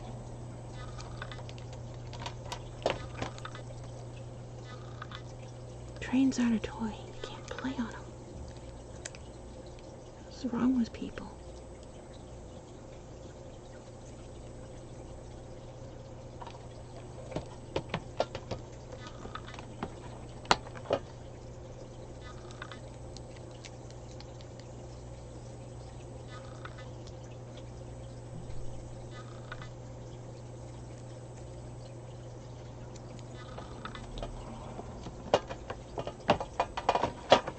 The high school's right over there.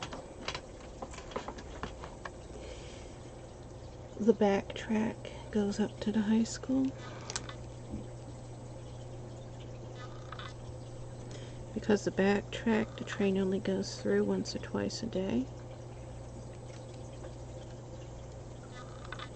And the back track's not repaired. Because no passengers, that's the nuclear waste train. No passengers are on it, so they stop at the hospital. That's the train that stops at the hospital. Biohazardous material that they pick up there.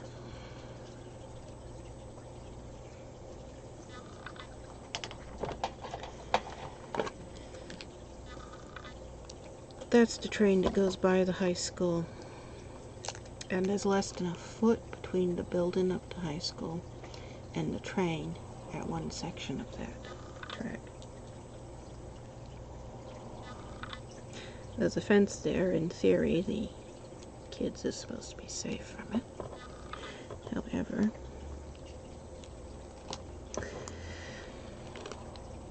more than 50 kids on a daily basis cut through the back here instead of going on the main road. They cut through the back here, which is why it's called Cut Street. It's Cut Street behind us. They cut through the back here. This is West Cut Street. The other one's East Cut Street. Train cuts right through it. And they go up on the back track where the trestle is. And they walk through the tunnel. There's a tunnel. There's less than an inch between the rails and the wall. So if you're in the tunnel when the train comes, there's no place for you to go. And it goes like that for a quarter of a mile. They go through that tunnel and come out and climb over the back to get to the high school. Every day.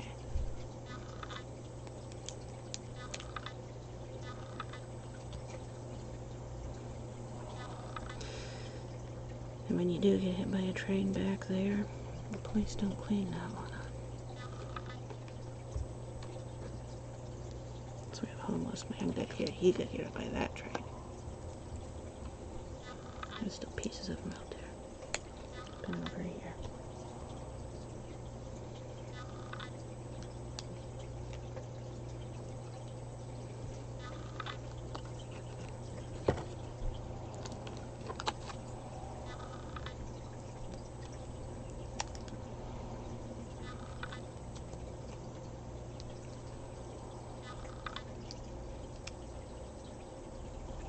I mean, I can understand people who aren't from this area because trains aren't in most places. So most people don't know. But Maine is heavily active with trains the entire state. Every town has trains going through all the time. It's the main method of transportation around here.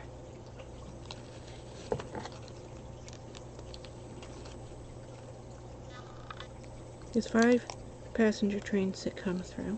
And everybody knows the Amtrak, but there's more than just the Amtrak. There's another one coming down through. They're building a new track down from Montreal. Then there's the freight train, because we're right on a port. Portland, obviously. Thus the name. We're right on a port. Huge oil tankers come in, cruise ships come in, all those ships with giant shipping crates, those big giant things that are as big as houses, they all come in. And the trains all line up out there. And that's how all the deliveries get through in Maine. Everything's done by train around here. So there's no excuse for anyone in Maine to not know train safety. You can't go more than a quarter of a mile in any town, in any direction, anywhere in Maine, and not cross a train track. There are so many trains here.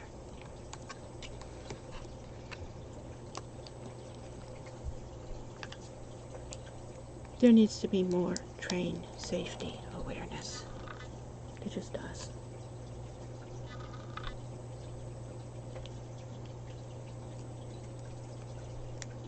There's so many people who play on the tracks, and not just kids, as adults.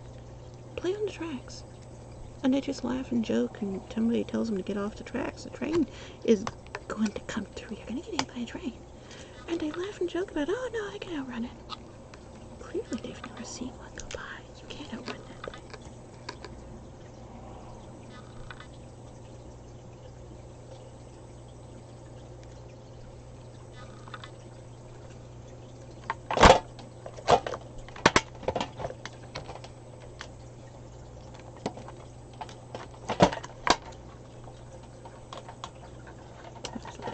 yellow colors.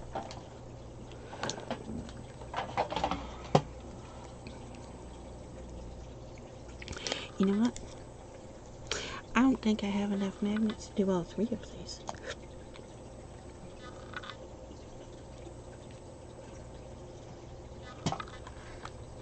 I know this set doesn't need it. How do I open it? Which way is it open? I forgot. See, I know this set doesn't need it. There we go. Yeah, because this has these type of pants. And the other one, has the little metal clicky things. I don't know what they're called. These are nice. It's nice and smooth. And these supposedly pop out. How do you pop them out? Yeah, there it goes. They pop out and then you can push them out. And they're refillable.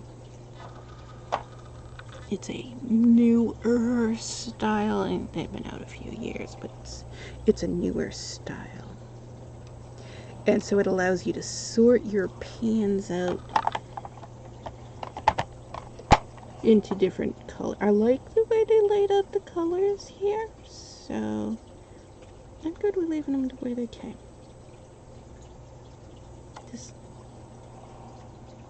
And this is 48 colors with no metallics. These are all cream colors, which is why I wanted this one. All the 48 ones were some regular colors and some metallics, which I use metallics all the time, so I'm fine with that. But I wanted a set that was just 48 non-metallic colors. That's why I got this one as well. And the colors looked like they were enough different from this. I couldn't find anybody that reviewed this. So I actually don't know the quality of these paints. What's the brand? I don't even know what the brand is. I've never heard of it before. I think, because I saw several companies with this exact same palette, completely the same. I think it's a white label brand. So, they may not be that good. I don't know. It's this brand, this Hakui. I'm probably saying that wrong. Hakui?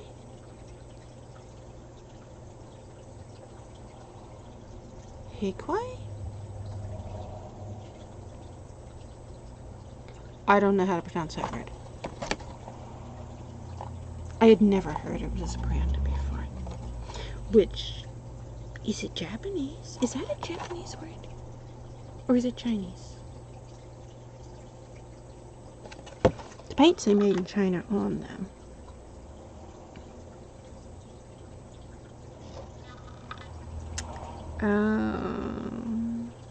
And it says it's a starter set. It doesn't even tell you. It says professional.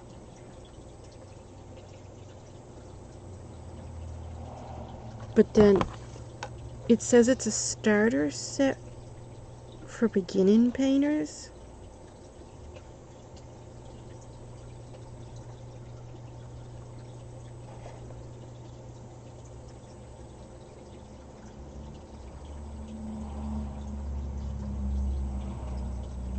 And boy, did they have no clue how to spell.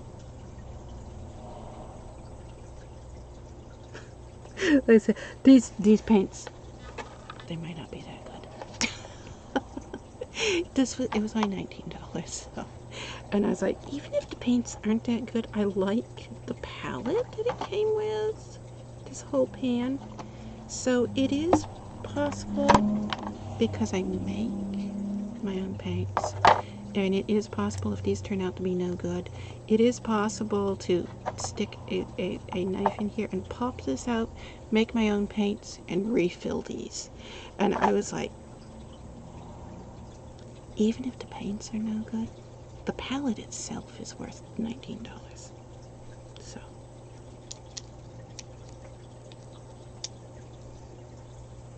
I was looking, trying to find if somebody sold this palette separately, just on its own. And I can find these little inserts for them, but I can't find the palette itself empty. I wanted this palette, the physical palette itself, for when we make paints, to pour the empty, see, to pour the paints into. Now, I didn't check, the normal half pans are shaped different than these. Where'd my normal half pans go? Where's my half pans? That one's not a, I think it's a little.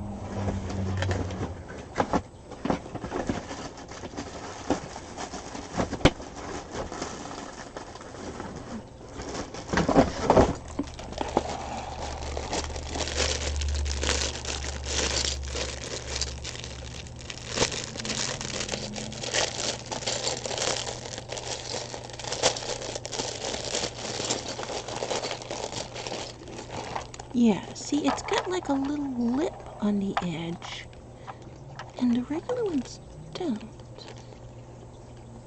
And they don't fit. Yeah, I was thinking they didn't look like they don't fit. So you do have to have this exact specific one.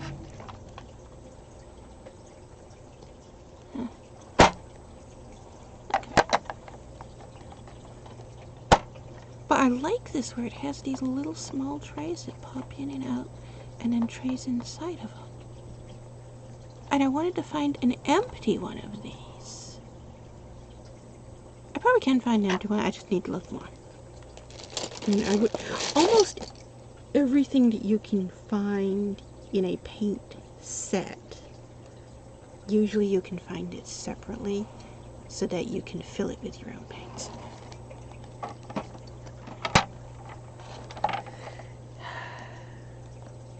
You know, even if the paints aren't any good in this one, I might just get another one, just to have another one of these palettes. I like this palette. The physical palette itself.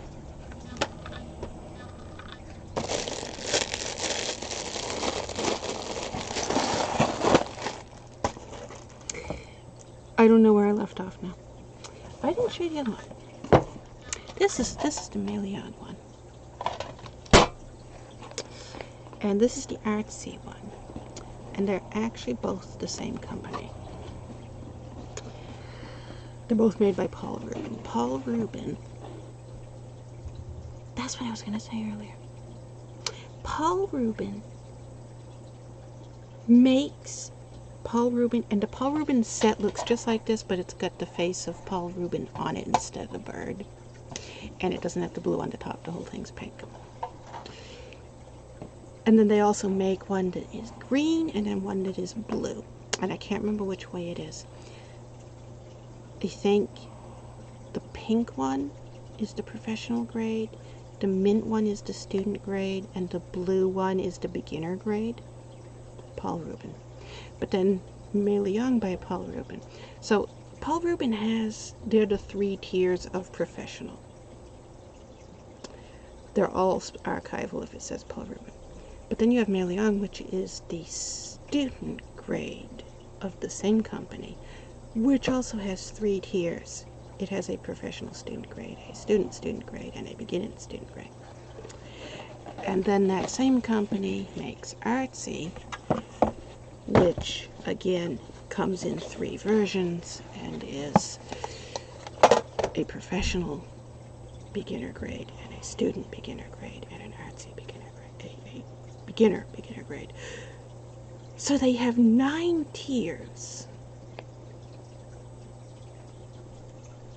3 tiers of professional, 3 tiers of student, 3 tiers of beginner. So this is their highest tier of student. So it would be 10, 9, 8. This would be number 7 on their tier. And then this is their mid-tier on their beginner. So this is number 2, next lowest to the bottom. And I've seen reviews where people on YouTube buy these and they'll get the whole thing. They'll get the $200 Paula Rubin, it's a really expensive one, and then they'll get the really cheap one, it's only $10, and then they'll get everything in the middle. And then they'll sit there and they'll test paint all of them. Everybody I've seen, and I've seen a lot of them, I've seen probably close to 20 different artists on YouTube do that. And they all say the same thing. There's no difference between any of them. They're all exactly the same. The only thing that's different is the box. I don't know.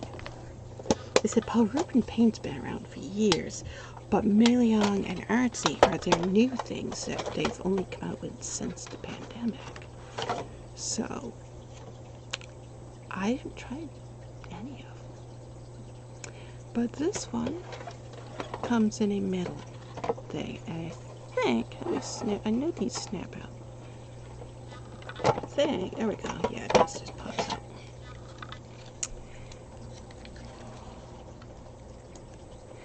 I was wondering, do I want to keep them? Because I don't like these. I don't, the metal insert itself, I don't like these. Because if I want to take the paint out, this is really good at holding the paint in. This is so insanely good at holding the paint in. I have rheumatoid arthritis. I can't get these out. And I have to take them out in order to unwrap them. They're wrapped up. They got little paper wrappers on them.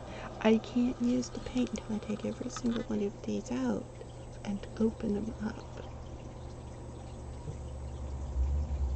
And I don't have the grip strength. This has a little clip. Each one of them has a clip. Each one of these, see, each one has this little metal clip.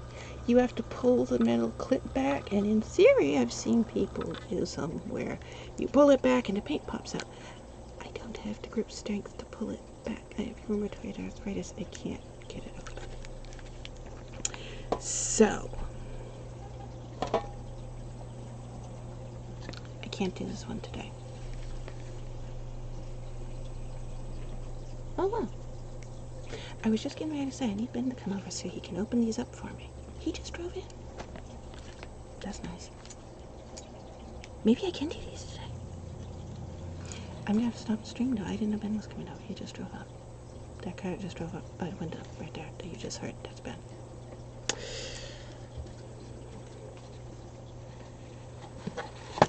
And the cheapest grade one was the one that came all wrapped up in this nice little canvas cloth.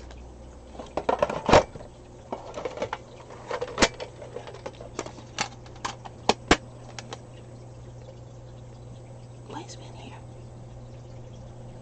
This isn't the day he usually comes over.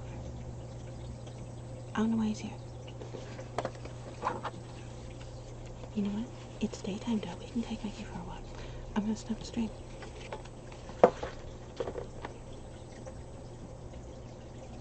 I'm not done swatching this. We got 2 pages done. We need to do 48 times 3. We're gonna be a few weeks doing this, I think. That's okay. Listen. You've been knocking on the door. Okay, I have to stop the stream because Ben's here and I have to go let him in and Yep, I know. Mickey's telling me. I don't know where the mouse is. I can't stop the stream. There's the mouse. Alright. I'll probably be back on tonight. Oh no, we'll see. Be back on sometime. End stream? Yes, end in stream.